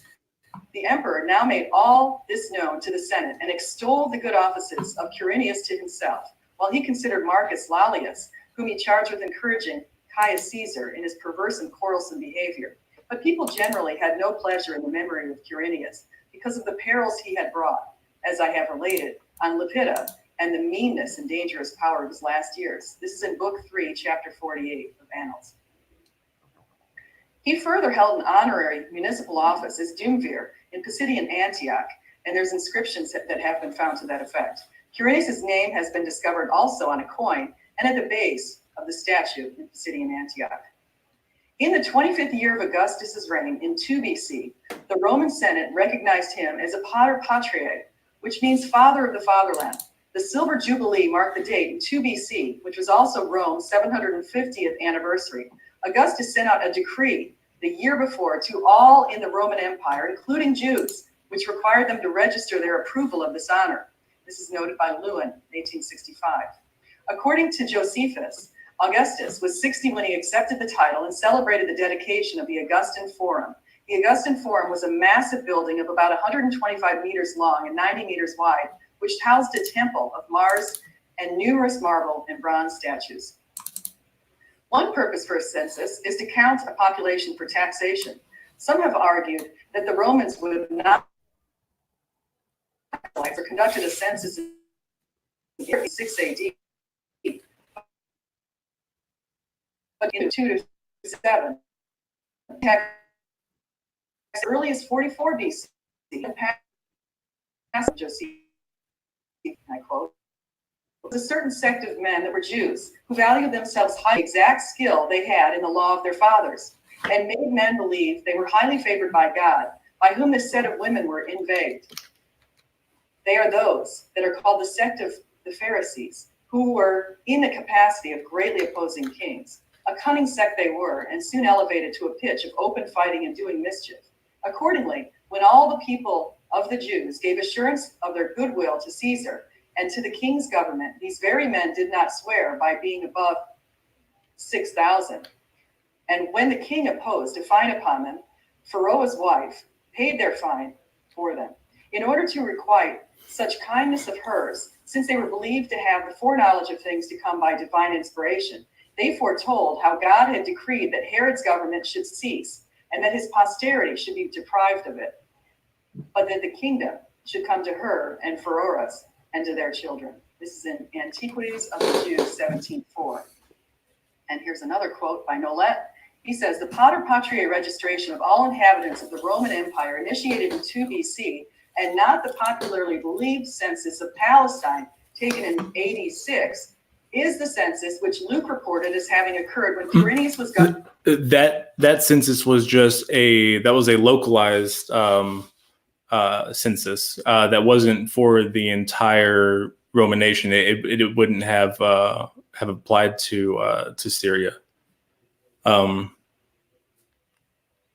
But the one that would have applied to Syria would have been the later one, but it wouldn't have been a census that would have required you to go to the home of your ancestor. Rather, it would have been like a a door-to-door census where you would tell them, where you came from, like where your family came from, if you were an immigrant or whatever. See, it's my understanding that, and that was part of the thing I was quoting from Nolette, but basically he just says that the 750-year silver jubilee was something for the entire Roman Empire, for everyone to record themselves, and then the one in 6 AD was just this localized Palestine one. That's according to a paper from Nolette. Pulling my notes up on it real quick. You said that he says that the one in 6 AD was the localized one? That's what he's saying, yeah. And it's the name of the journal's Perspectives on Science and Christian Faith. So I don't want to look through it too long. I've got notes for days, but I think I'm close. Let's see. What was that? Let's see. We'll keep that playing. Patria registration was ordered, and Herod presumably was still alive. Furthermore, when Luke reported that the census was of the entire Roman world, I put the word Roman in there, we now see that he did not exaggerate if we regard the Pater Patria census of 2 BC and not Quirinius's local census of 6 AD as a census he was talking about. The streams of evidence resolve. Jesus was probably born sometime in 2 BC. This is according to Nolette again. In summary, it is likely the census was the first census taken by Quirinius in 2 BC. The second census he took in 6 AD as recorded by Josephus and in Acts 5:37. Furthermore, it is more likely that Herod the Great died in 1 BC, not 4 BC, as others have argued. Researchers have also estimated that Jesus was born between 3 and 1 BC, which would put him in his early 30s when he began his ministry. This dating is consistent with the age Luke gave him in his orderly account. In conclusion, we have no conflicts in the birth narratives. Sorry, Bart. You're wrong again. Nothing can stop the word of God from being shared with the world. Gamaliel made that clear in the book of Acts centuries ago when he told people to stop going after and persecuting Peter. He said, if these men are a product of God, nothing will stop them. Nothing is impossible with God. Okay. Was that all of it? That's it. Okay. Okay. Good deal. Okay. So which points do you want to touch on as far as what do you think is relevant as far as the dating goes, just to keep it on topic?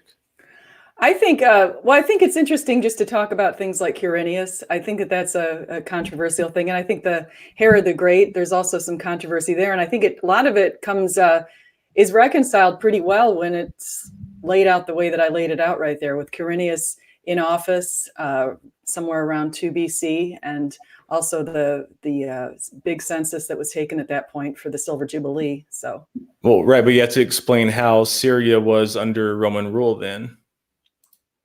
I'm not sure I think I'm missing what you're saying about Syria being what does that have to do with it? Basically, they weren't under their jurisdiction. So in other words, Rome wouldn't have the power to have anybody living in Syria, in Galilee, to register for any census.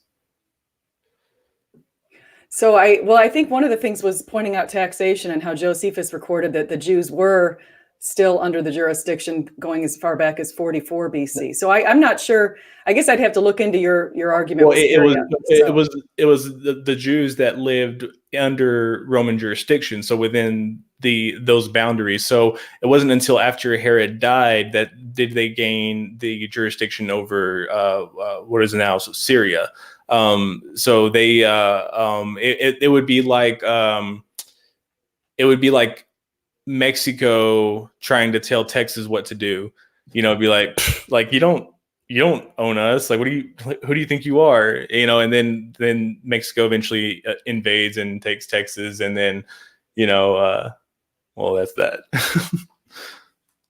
Yeah, no, I'd have to go back and look at, where did you find the site? Where did you find some of the sources that you're using for Syria? Because I'd have to go. I'm actually not familiar with whatever you're saying. So just through class, honestly. But you can look through history and find when Syria became a Roman state, or became under Roman jurisdiction. You can look and see that the census in Luke can't be referring to a census that was a empire-wide census that would have affected Palestine. Oh, I'm sorry, not Syria, but Palestine before. Yeah, I was going to say, because Bethlehem's in I'm sorry. Palestine. I was saying Syria. I meant Palestine. That was affecting Palestine before the death of Herod, because Palestine wasn't under Roman rule. I'm sorry. I didn't mean to say Syria. I don't know what I was thinking. So I was getting so confused because I'm trying to look it up here as we're talking. I'm like, I don't know to Syria. I'm sitting here and I'm like, that's right. And I'm like, why does that sound weird? I'm like, oh, Palestine. Yeah, well, Palestine makes more sense. Yeah. Okay, so you found something on. Okay, so I'll go back and I'll try to look into that. I don't know as far as that kind of stuff. I'll have to go back. Do you know if you found that from Josephus in your studies? That I don't know, but I do know that in Luke in chapter 2, the purification rites that it's talking about there, that it tries to describe them like it describes the purification rites in the Old Testament, but really it has her coming there too early, because they don't account for the period of time that she's considered unclean and can't even go near a temple. Yeah, I think isn't it 8 days? I'm trying to find where I. Well, it depends on if you have a male or a female. So I actually don't know how many days it is then if it's a male. You get to wait 8 days for the circumcision, and it says it's 31 days, I believe, after that period that you go and do your purification rites and offer up the offering of what is it, like 2 turtle doves or something like that? Yeah, something like that. Yeah. Okay. So you and I'll have to go back, because I've got so many things written on this, and I'm trying to frantically scramble to get through this stuff to try to find. So we can reconcile something like a census, but can we reconcile something like the absence of something as horrendous as Herod's massacre of innocent children? Talks about his killing his son and his wife, but you would think that it would talk about a decree like this of somebody who was later considered to be, the mad king or the crazy king. You would think that, but I think one of the things is it's an argument from silence, though, just to say that no one else had mentioned it, because we do have it mentioned. It's just that it's not a source that you consider valid. Right. Well, and it's like with the Passover, like with the skipping of a Passover to reconcile everything instead of, going the other way, it's an argument from silence. It's like, well, they don't say it, but, but just because they don't say it, I don't think that means that we can't infer it. I think that there are cases in which we are justified in inferring certain things, even though there's an absence of it, just because the evidence leads there, and it makes more sense for it to be there than it would be for it to not be there. In that argument, I actually think that that's kind of a weak argument, just because Josephus said that he specifically said it was between the eclipse and the Passover. So you're saying it was between the eclipse and the Passover, and then the second he said Passover. Between an eclipse and a Passover. Well, it just seems it seems like it would make sense if he's talking about between the eclipse, and I think he said the Passover. I don't think he said a Passover, but I can go back and try to find exactly what his. It might be because that Passover had more significance, just because of his death, So the one that he lived through, the Passover that he lived through, that was closer within 29 days, I believe it was. Yeah, so one is right. A 29-day, according to Steinman, that's another article that I found that's an academic article, but 29 days between March 13th and the Passover in 4 BC, but there's 92 days in the first year. And so what is your angle on not agreeing with the idea of the year 1 BC? So I think that there were so many accounts or so many actions going on in between the time of the eclipse and the time of the Passover that he's discussing. That first of all, it can't be the one with 29 days. I think you and I both agree on that. But I think that there are so many events and so many actions taking place within that time, that are jam-packed within those, 10 or 15 verses, that it it makes sense that they wouldn't put something in there insignificant like an eclipse that he lived through that didn't really have any theological significance, whereas an eclipse that took place, shortly after he died or as he died, whatever the whether you're going by tradition or the text, it would make sense that they wouldn't mention that just because there was so many other things that they were mentioning and that were happening at the time. So I think it makes a more reasonable thing to assume, because Steinman actually calculated out how many days it would take someone to complete the events that they notice, and he said it would be 41 days. And so I just think it makes sense to open up to possibly at least consider the idea of 1 BC, because it would fit with 1 BC. We've got not only an eclipse, but we've got a Passover at a more distant date. If I remember, it's been a while since I've read him, but he says that it was 41 days at minimum. Like at minimum, that's how many days it would take for all of those events to take place. But he doesn't say that it was 41 days. That's assuming that it was one thing after another, wham, bam, bam, bam, bam. But if you lengthen it and you stretch it out, then that allows for skipping a Passover and going to the next. Well, we also have, if we stretch it out, we could just stretch it out to 92 days and accept the 1 BC date. Sure you could, but that's not what everybody says. There's a person called Schur, and it's not everybody, because I've got two arguments right here from two different scholars who say that they don't agree with the Schur's hypothesis. The Schur's, refresh my memory. Schur, Schurer, is the name of the scholar who came up with the 4 BC dating. And so there are people who are arguing now in the scholarly literature against Schur's dating. Mm-hmm. And one of the ways that they're doing that is they're going back to what Josephus said, and they're trying to sort of backdate things and figure it out that way. Right, but what do we use of Josephus in order to get that date? Because we have to cross-reference a couple of different things, right? Yeah, there's some cross-referencing with Josephus, and I don't think I spelled all of that out here. You know what I should do? I should send you the links to these 2 articles that I read, so that other people can read that too, if you want to see those articles. Oh, for sure, absolutely. So, because I know I accessed them on our library, but I think I might be able to find them out here, and I'll send you the link so you can see those, and people can just click right on them. Okay, yeah, that sounds good. So let me ask you, Jim, what you're studying? Because you just mentioned school a couple times. Does everyone here know that you're a PhD? You're aspiring to earn your PhD and do all this stuff full time, like another Bart Ehrman? I'm pretty sure everybody does.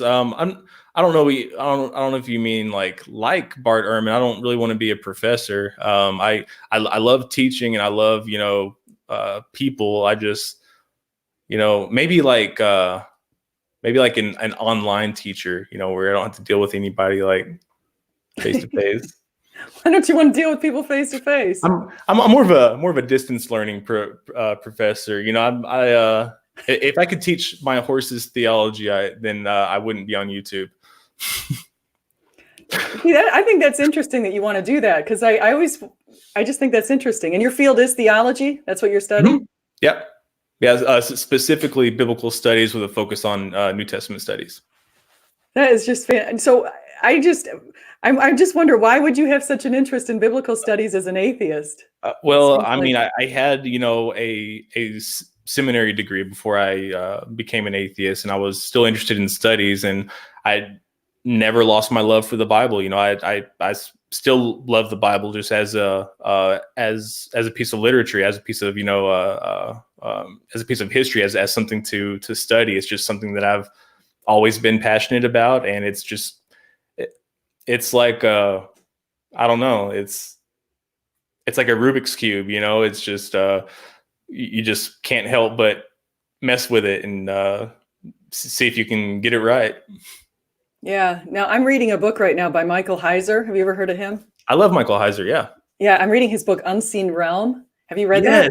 Yes, I have. As a matter of fact, I have the Logos Bible software, and it came with the software. Like I got like 20 or 30 different books with it. But yes, I did get that, and reading about like the divine council and yeah. Yeah. I mean, Yeah. you talk about digging in the Bible in a Rubik's Cube. I'm just thinking about Yes. how that book, I'm just blown away by the stuff he's coming up with in that book. I'm I halfway would through. love to talk to you with about it after you get done. Maybe we can do like a book review, like a joint book review or whatever on it. Yeah, because he mentioned stuff. I mean, I didn't know. Did you know that the Nephilim are sort of these really evil Mhm. beings? Yeah, And, well, and a he lot said of that's people why think they that destroyed Canaan, yeah, all the a lot of people Canaanites. think that the Nephilim are the sons of God that came to earth, like the fallen angels, but the Nephilim are actually the offspring. That and they're the ones who cause all the trouble. And if you read texts like Enoch, for example, you get a lot better idea of who the Nephilim are. That's what Michael Heiser said, and I haven't read First Enoch, and I'm gonna definitely read Oh, that. it's so good. It's so good. Yeah, well, Yeah, you got to read it. I just have to say, I mean, when I first picked up the book, and actually, let me just tell for the audience, if you pick up this book, the very first thing that he starts talking about is a passage from Psalms that talks about the sons of God, and you look at that, and you're like, what?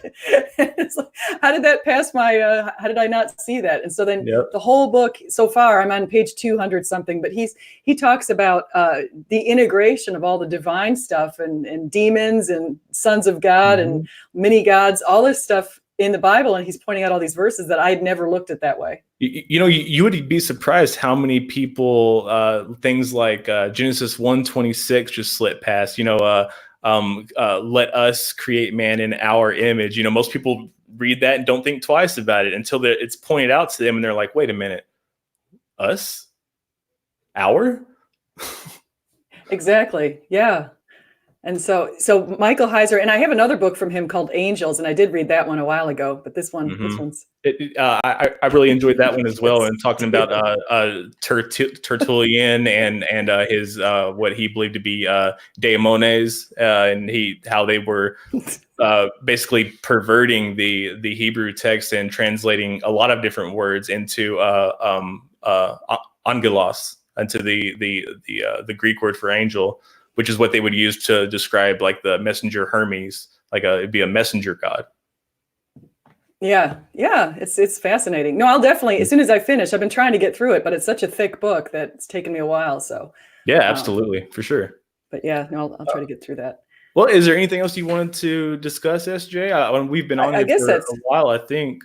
Yeah, no, I think that's pretty good. I think I appreciate you bringing me on, and I appreciate going on your channel. I liked when I had you on my channel too, so that was a good time. So Yeah, absolutely. Thank you so much for coming. Had an absolute blast as always.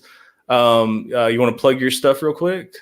Oh, so if you guys want to find me, you can find me at Twitter at lead1225. That's LEAD 1225, or you can find me at here at SJ Thomason. So thank you. And again, thank you to everybody in the live chat. Floyd FP, I saw you just showed up. Thank you for showing up. Steven Steen, Hannah Anderson, What the Faith, all of you guys. Thank you so much. I love every single one of you. I couldn't have the motivation to do what I do without you guys showing up. It's not a lot, but it's enough. And I thank you for it. And I hope everybody has a great day. And thank you again, SJ. And All right, thank you. with that, have a great weekend, everybody. All right, thank you. Oops, I got to figure out how to get out of here.